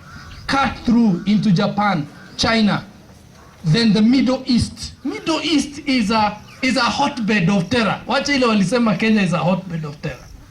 And now there's a new phenomenon in Europe.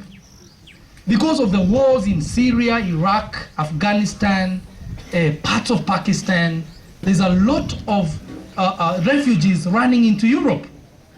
And somebody said, either Europe will Europeanize Islam or Islam will Islamize Europe. That's the clash of civilization that we are about to witness in Europe. And what we saw 2 nights ago in Paris is just a proof of that. Now, young men, in your generation, as you begin to leave high school into university, into other institutions, you will be called upon by your generation to be part of the security system that will impact your generation. Some of you will be required to join the intelligence machinery. There's not a better paying job today than intelligence network. To work for CIA, to work for Mossad, to work for NIS, Kenyan NIS, to work for a British intelligence system, whichever you join, to work for military, Kenya Defense Forces, to work for British Defense Forces, because as Commonwealth nations, we can join the British if we want. To join the US Army. One of my friends, Kenyan, he graduated from Meru High School, is a member of the US Marine Corps. There's not a greater generation. Today, friends, I eat, I drink, I dress, I travel because I do security. People come looking for me. We just finished a big contract for Huduma Kenya, this President Kenyatta's Huduma Kenya. We are doing one for one of the biggest banks now.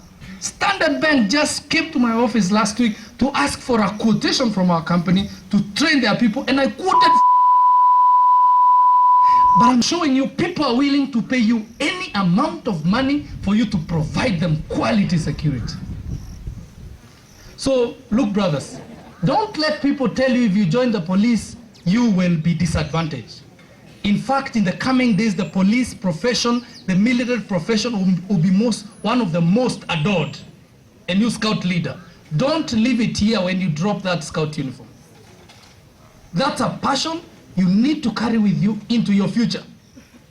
I was a scout leader from class 6 through high school, and today I'm still leading. Well, not in a scout, but in my world. You understand? Brothers, as you leave this school, if you get an opportunity to join the disciplined forces, go in. My children, my daughter is 7, my son is, I still have 5 minutes. My son is what? Is 2 years now. Yeah, I almost forgot. He's going to be 2 next February. 7 and 2. And I keep telling my wife, because of what my life has become, because of the influence my larger family had on me, I'm going to subject my children into the disciplined forces, whichever, GSU, police, NYS, ile itapatikana, they will go inside. Then, because I'm a hard-working father and I have kept money in the bank for them, now I'll leave it to them to choose if they want to continue working or if they want to come out like their father. I served for 4 years and 1 week and I left the military and I'm never the same. I hear your friend tell you about self-discipline. Discipline forces provide you a highly quality level of self-discipline. He tells you he's in the office, he wakes up at 4. Well, he beats me at that, you know, I'm older than him. But I'm up by myself at 4:45. I'm in the gym at 5:30 because the belly is growing and I don't want to embarrass myself with a big belly. I do gym for 2 hours every morning. Wacha nifiche kidogo, wacheni kucheka. Let me hide the belly kidogo. I'm in the gym 5:30. I do 2 hours until 7:30. I dress for a couple minutes and I'm in the office at 8:30.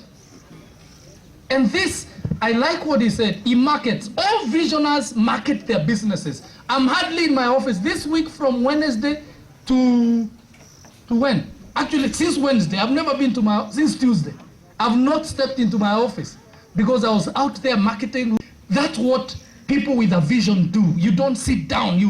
You are better off on your feet walking.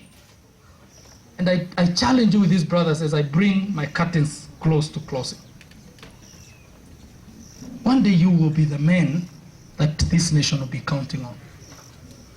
You will be the military generals. You will be the NIS leaders. You will be the principals. Me and Nyaga tutachapa soon. Give us another 20 years, we are out of the game. You know, you will be the men. There are women who are your age or some are slightly younger that will look upon you as their husbands. And their children, you're carrying in those your balls. Yeah. Children are carried in the balls of men. You have them there. Be careful where you plant them, okay? Don't go planting everywhere like a village artificial insemination officer. And some of you are very good villagers. Don't do this thing in the village. Go around the world, get an American woman, go to Canada, get a Canadian woman, marry a Japanese. See, go hapo kwa kwenu hapo over there. Am I talking to somebody? Seriously.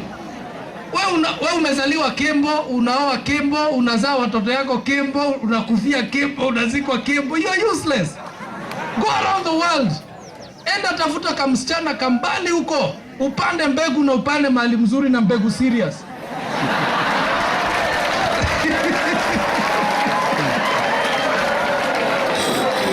Hello. Many of you right now are in very fake relationships. Unashinda kudanganya msichana St. Mary's ati when I think about you I don't sleep. You don't sleep na ulikuwa kwa dom jana usiku. What are you doing there? Ati sikulala. Listen. You will be the man that your generation will count upon. So, and after all, you're NKUBU boy. Come on. Do you know who the hell you are? If you're from Kirige or Marigone or something, which we can understand. When you're from NKUBU, the standard is so high. The bar is so high. You cannot afford to underperform. If you come to my office from NKUBU with some grades I don't understand, I'll chase you. And I'll call you and say, just chase another kid from my office. And I die in NKUBU. Guys, the bar has been set. It was not bribed for you to join this school, was it?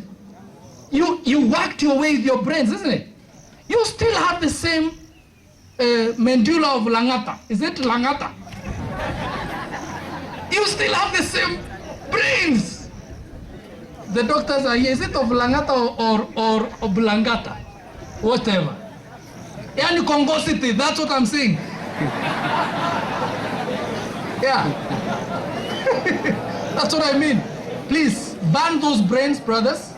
And I look forward to helping some of you join the military, help some of you join the NIS.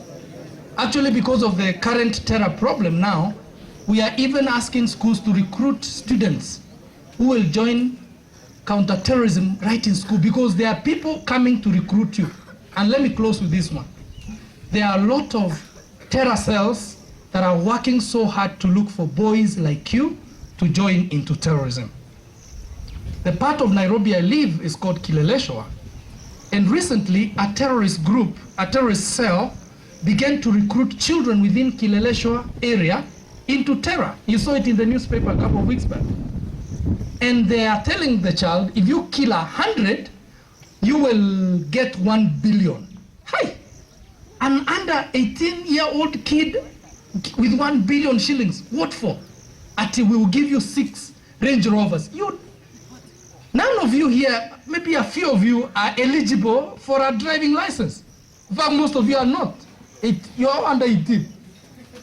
You tell a primary school kid, we'll give you 6 Range Rovers. For what? You can't even drive it legally. There are people that are working to look for you, to put you in terrorism, so that you can come and kill your friends in school. Don't join them. And there is need to establish an intelligence network, even in schools, not to report on who is doing bad thing, or that guy was clapping there that he said should have been, when he was expelled, should not be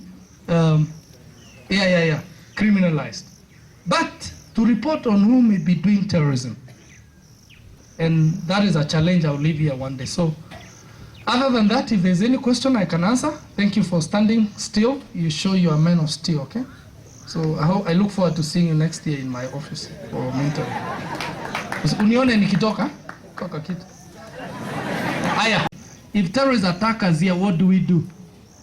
There are 3 things we can do. 3 things. We can run, and we should run. Hide or fight back.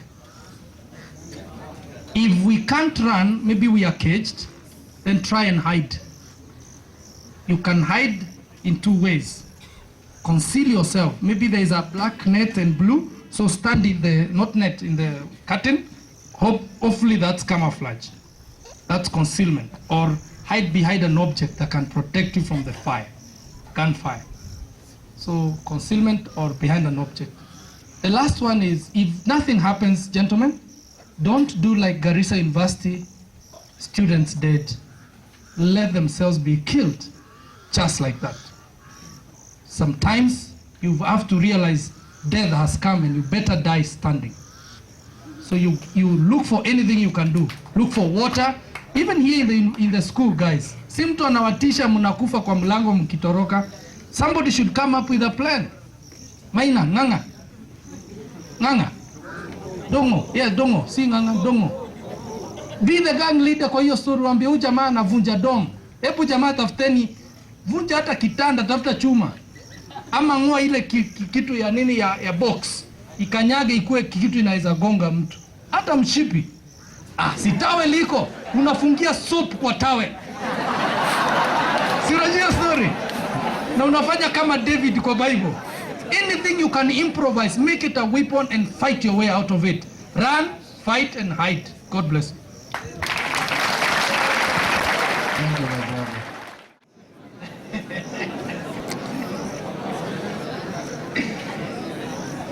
Habari ya wanafunzi? Habari zenyu? Habari zenyu? Habari ya wazazi? You know, I was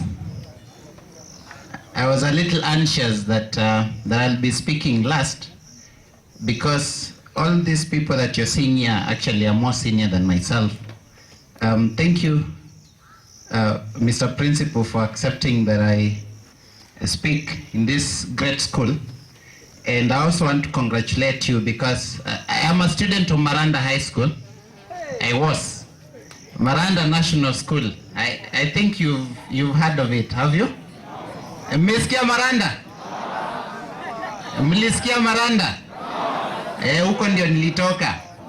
Sasa, and even in Maranda, let me tell you, in NKUBU, even at Maranda High School, we do not have an ADA. That means that your age is ahead. Mkombele. Congratulations, Mr. Principal. And let me sahi tutaongea maneno ya Pathfinder. Umejua Pathfinder ni nini? Haujui maneno ya Pathfinder? ile yenye Dr. Kanaki alisema ni kama pembe. Usiende ukigonga gonga pembe kila pali.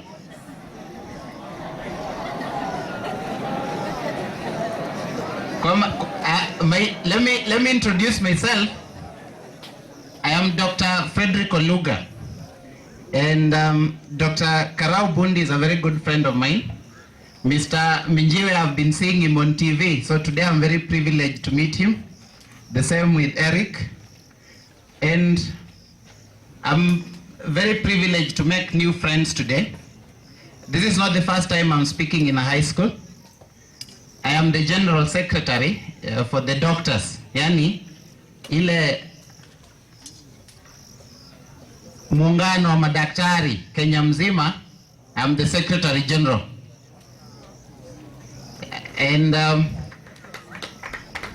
fortunately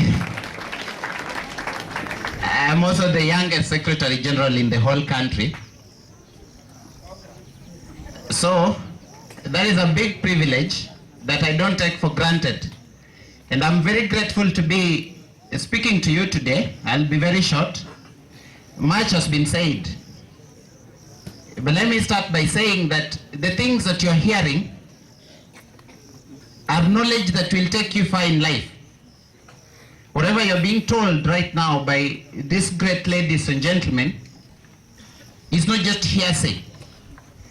My threshold for learning good things is usually very low. So as I was sitting there, I was actually hoping that my turn doesn't come, because I kept on learning. I don't know about you. I don't know what you are learning. Let me tell you that the time that you're here in high school, there are many people that will come and talk to you about drugs, about alcohol, about sex, about all of these things, about working hard. Those things, you will not hear about them in campus. Yet you will need it even much more in campus. The things that we are talking about right now, you will not hear them in campus. When you go to campus, as Dr. Kanake said, when you leave that gate, you're on your own. Ukienda kwa kiosk, uitishe cigarette, utapewa. And no one will tell you whether it is bad or good. So this is a lifetime opportunity. This is not just another event. It's not just another event organized by the principal because it's a closing day and you're going for holiday. No, it's not just about the 2 months or the 3 months that you will be at home. This is a lifetime opportunity to learn skills that will take you far.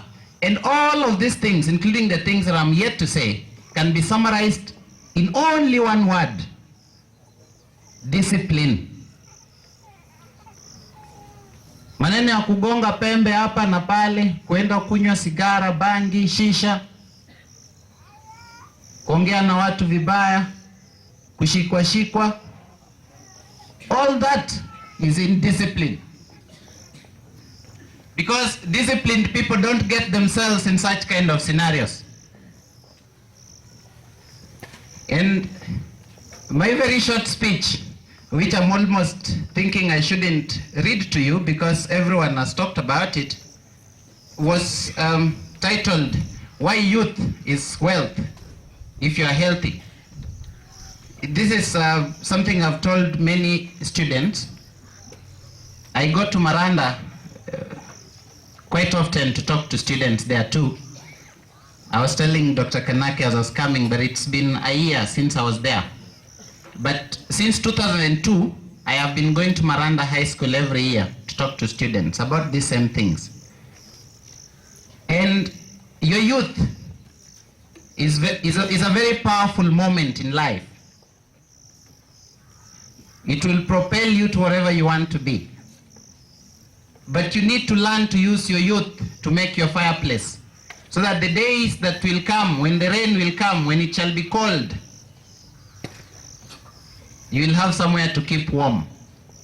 These people, including your principal, they worked hard in their youth, because youth lays a foundation. And now you are youth, you are adolescents. This is the time. If you want to be the president of this country, it's much easier to start now. if you have backgrounds like most of us, if you want to be a doctor, a pilot, whatever, even security experts, this is the time to start. This is the time that you make your fireplace. And let me tell you that before you got to this point, when you're 13, 14, 15, 16, what has got you here, much of it has not been about your choice. There are many children that die before they get to 5 years of age. I'll speak more like a doctor. Because either of conditions they died. You've been seeing news about mothers who are losing their children before they get born, about small children, neonates, we call them neonates, those ones that are not yet 28 days, dying because of diseases. You've had the first lady taking mobile clinics to Mandera because children are dying there so much. It's not their choice. They didn't get a chance to get to where you are. And you passed 5 years. Past 5 years, then your parents starts to make decisions for you. They take you to the good schools, the primary school. Some of you went to academy. Some of you went to village schools, but your parents were still there to provide for you every single thing you needed so that you could come to NKUBU, which is one of the best schools in the whole country. So you haven't made much choice to get where you are. But now that you're here, and congratulations for passing all those battles in life, because many people who are born, and by the time you were being born, Kenyans' child mortality was still very high. I think Dr. Kanake knows those figures. So now that you're 13, you actually survived. You know, there are many of your colleagues who are born with you that didn't get here. But now that you're here, you have become of conscience, you have become of age. You're now an adolescent. Unfortunately, you're also getting to that age where how your life proceeds doesn't depend on your parents. Up to this point, your life has depended on people, on God, on mercies. When diseases come, they take care of you. But beyond here, and this is the truth, you will tell me this in many years, God willing, that the choice you make now is what will make the difference of whether your classmate will visit you at State House, or whether you will be the Vice Chancellor of a university, or the next principal of NKUBU, or whether you will be a security expert. Those choices are what we want to talk about. Those choices are what they were talking about. Even when they threaten you with discipline, when they wakisema mtakamatwa, mchapwe, they're actually just still trying to hold on to molding you to make the right choices. But no one is going to force you to make the right choice. You still will have to decide that I'm of age to make the right choice. And let me tell you that we are privileged as doctors, because I think it's only doctors and pastors that are so privileged that people come to you to tell you their stories. And so personally, and I think this is something that is not new to the doctors who are here, I've had many people who come in, patients. Dr. Kanake told you about a young Form 2 girl. Now let me tell you about two scenarios that we've had. I worked in a district hospital, and there was a very young lady who came in. Her name was Angel, and she was 8 years old. And Angel had been coming to the hospital every 2 months for the last 4 years. She suffered HIV. And of course, it was a disease that was passed on to her from her parents. Her parents were deceased, and she was living with a grandmother. And she needed a lot of attention, but her condition didn't even allow us to discuss those attention and diagnosis. You know, you may come in actually to the hospital when you are sick, but the doctor, even as we know, some people need more nutrition than drugs. They would appreciate food or some drink, you know, better than giving them medicines. And Angel was one such lady, but she was very enthusiastic and she was very positive. And even though she had some problems with the eyes, and she needed a referral actually to Nairobi, the guardian couldn't even understand what the treatment she needed. And then when Angel walked out, another lady came in. Now this one was a 22-year-old lady, very beautiful. No disease. Unajua wale mnaonanga kule nje mkienda hapa Meru, mnaanza kusema those ones, eh? A young girl who was actually in a teacher's training college. And she seemed a little worried. She didn't have any signs of disease. She didn't have any complaints. Her name was Grace. And then within our talk, she tells me actually that she was found to be HIV positive during a regular checkup. And at that point, I'll tell you, you can look as healthy as all of us here. But let me, before I even proceed, let me encourage you that we need to make a pledge that all of you will have HIV tests as you go home. Sindio? Wangapi watapima? Wangapi watapima? Okay, now let me tell you about the story of Grace. Now this lady, she didn't know that she didn't know the status of her boyfriend. She said she has a boyfriend, but even her boyfriend didn't know her status. Her parents didn't know her status. Na najua hata nyinyi mkienda mpime, kuna wengi watachukua like 2 years before they tell their parents. Na by them ni mzuri mpime so that you can know how to live beyond now. Okay? It's good to know your status. So she didn't know her status, but she knew very well that she had had multiple sexual partners in high school. Now, the difference between those two stories is that one had no choice and the other one had a choice. Are you getting the difference? Mwingine ni kujitakia na mwingine sio ya kujitakia. And as doctors will tell you that we really want these diseases called HIV to be eradicated in the whole country. And if we don't tell you how to prevent yourselves from contracting it, we shall also be failing our job. Because the moment you keep contracting, even though we'll treat you, although we can't cure you, you will keep swallowing drugs. We are failing our country. Now, that brings me to 3 points that I wanted to talk to you about. Number one is the issue of sexuality, HIV, AIDS, and STIs.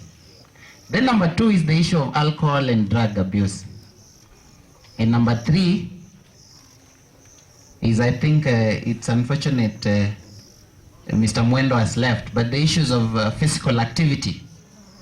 Now, the statistics for HIV, every single year there's always production of statistics. Statistics inamaanisha data, yani ukihesabu wale watu wako na HIV, wale wamepata HIV mwaka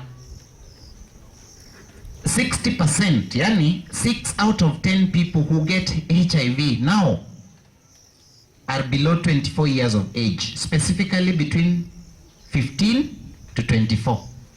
Wangapi wako kwa hiyo bracket? How many are in that bracket of 15 to 24?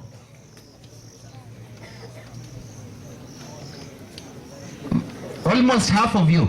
I know that the others are 14 and maybe 13, but you will be there. Now, if 6 out of 10 people are at risk of getting HIV here, not here, most of us here I celebrated my 30th birthday 3 weeks ago. So, you know, we are slightly getting out of that gap, okay? We are getting to the 40% now. Now, 6 out of 10, this age group. That is why it is important for you to know these things.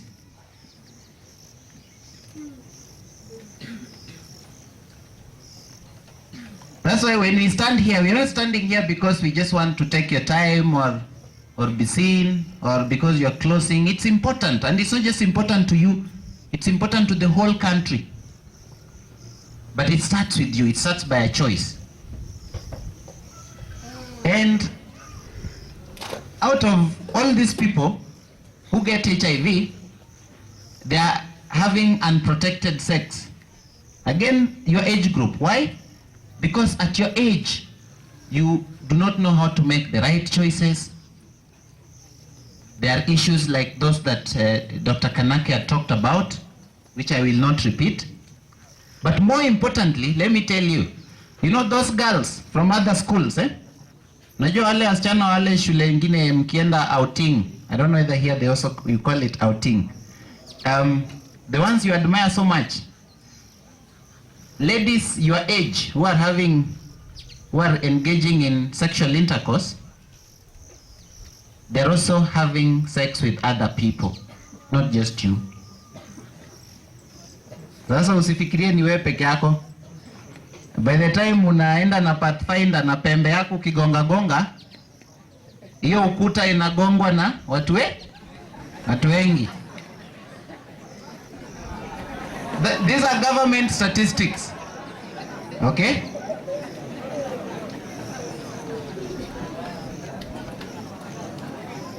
That's the truth. So, and unajua, I don't know whether when I was in high school, there used to be these guys. There used to be these guys that you'd see them sitting very uncomfortably. Almost every now and then they are walking to the pits, to the pit latrines or the toilets. You know, kumbe, we used to call them the guys who are dropping, guys who are discharging pus. You've heard of sexually transmitted infections? Which ones do you know? Gonorrhea, syphilis. Yeah, very beautiful. You guys know them. Now, most of those things can be treated, by the way. Most of them can be treated now, except for gonorrhea. There's some resistant one that is now coming. So, ukienda tu hivyo useme siku hizi siku na dawa. They are resistant ones. And now, the elephant is still the one we talked about. 90% of people who get STIs are at risk of getting HIV. Sasa kama umepata HIV na uko hii miaka, number one, you have failed your country because, you have failed Kenya because we are trying to eradicate HIV.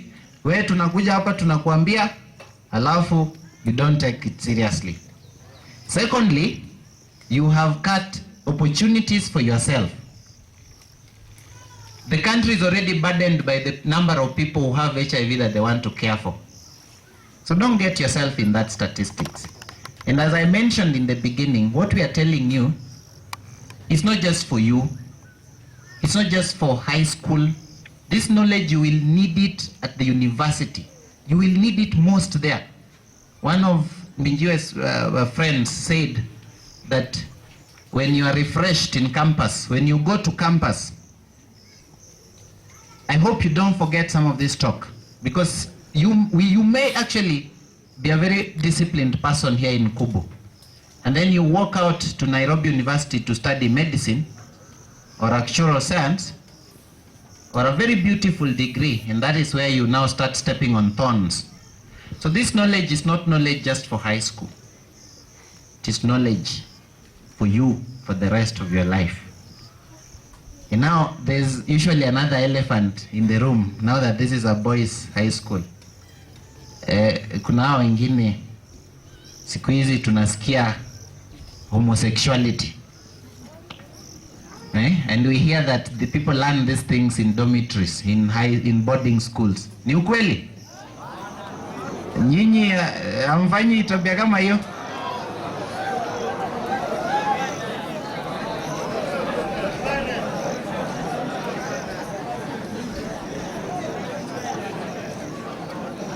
Thank you.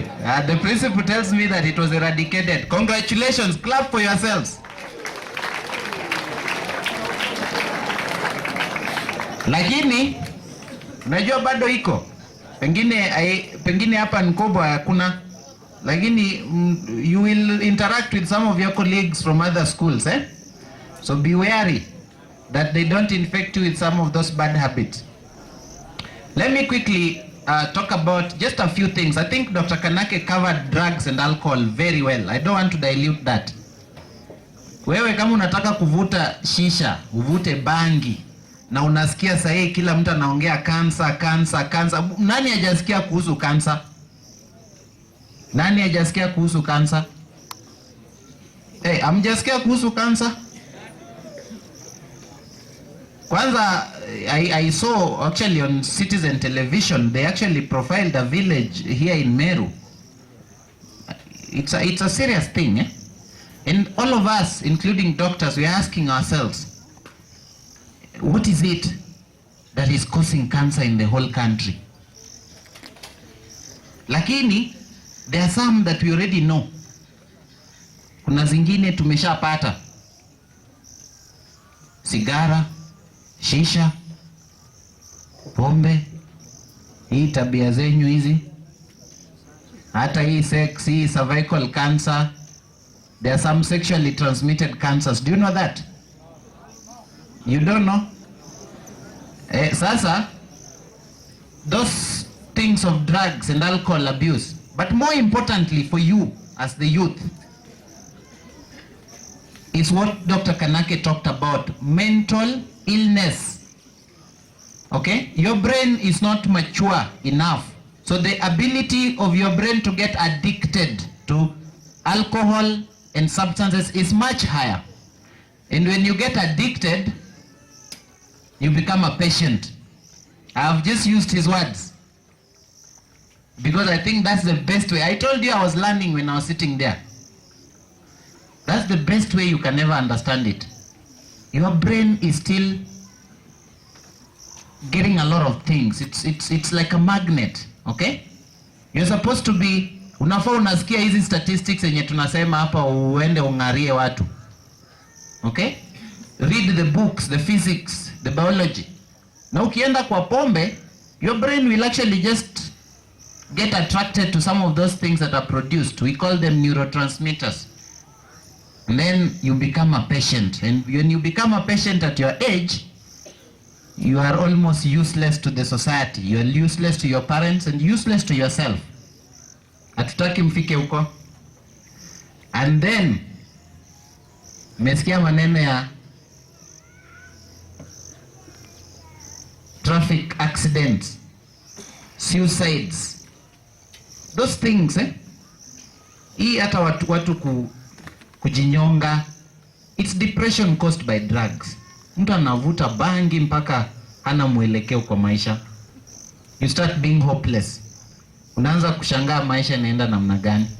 Unavuta sigara, you have a degree in school, ama maybe umemaliza hapa NKUBU, you had a C or a B or an A. You've gone to college.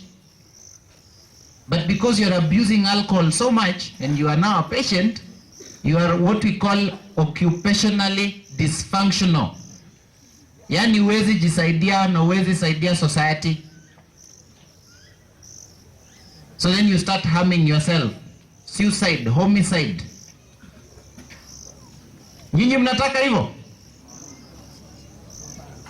You know, I read your motto. Your motto is truth and courage. Eh? So when I read the motto, I was very encouraged because then I know we're just going to say the truth. Sindio? Sini ukweli? Yeah. Na tukifunga, you know, these people sitting here, Dr. Karau, myself, Eric, even the principal, Dr. Kanake, we have not just come here to scare you. We've come here to encourage you. And there are many people out there. There are many young men who are doing amazing things, and we want to make you feel like there's life out there. But that life, you must be disciplined and you must work hard to get it. There are amazing young men who have achieved great things, and they are still achieving them. And we want you to join that leagues. We want you to be the people who will solve this country's problems. Hata hii maneno ya kansa ni nyinyi tunataka mpate dawa.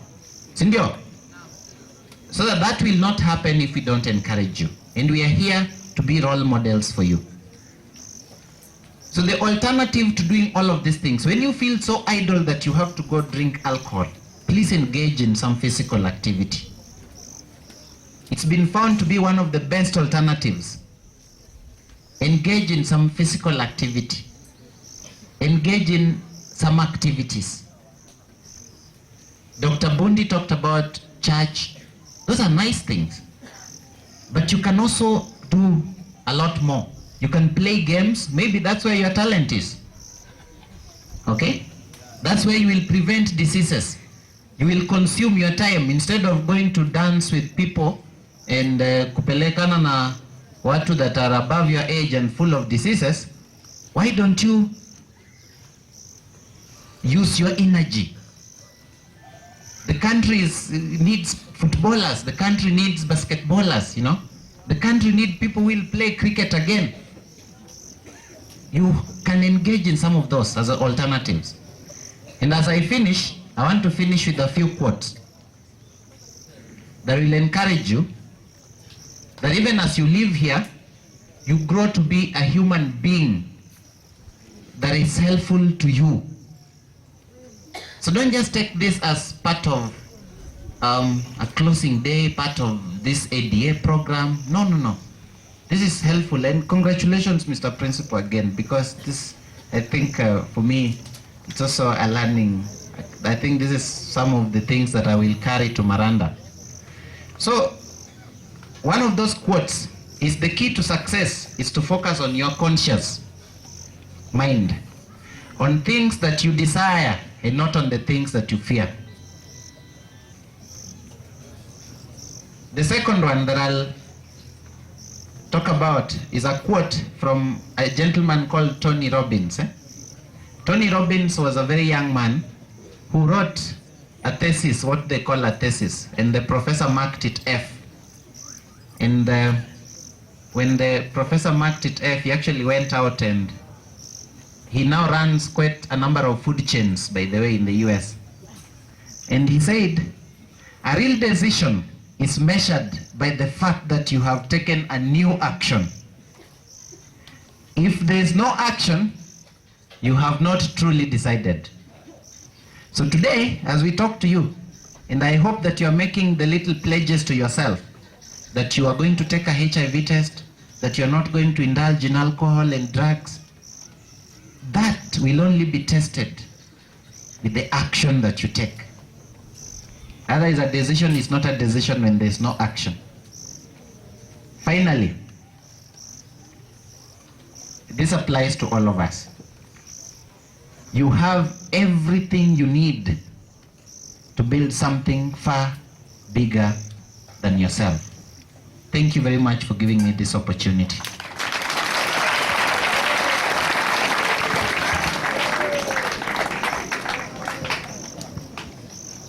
Thank you very much, Daktari. I think, Mwalim, you have... I know today we were supposed to have entertainment in the afternoon, isn't it? Yes. Yeah, so I think it is only fair that we allow you to have your entertainment after supper. But those who want to do one or two things in their classrooms will also be there to supervise.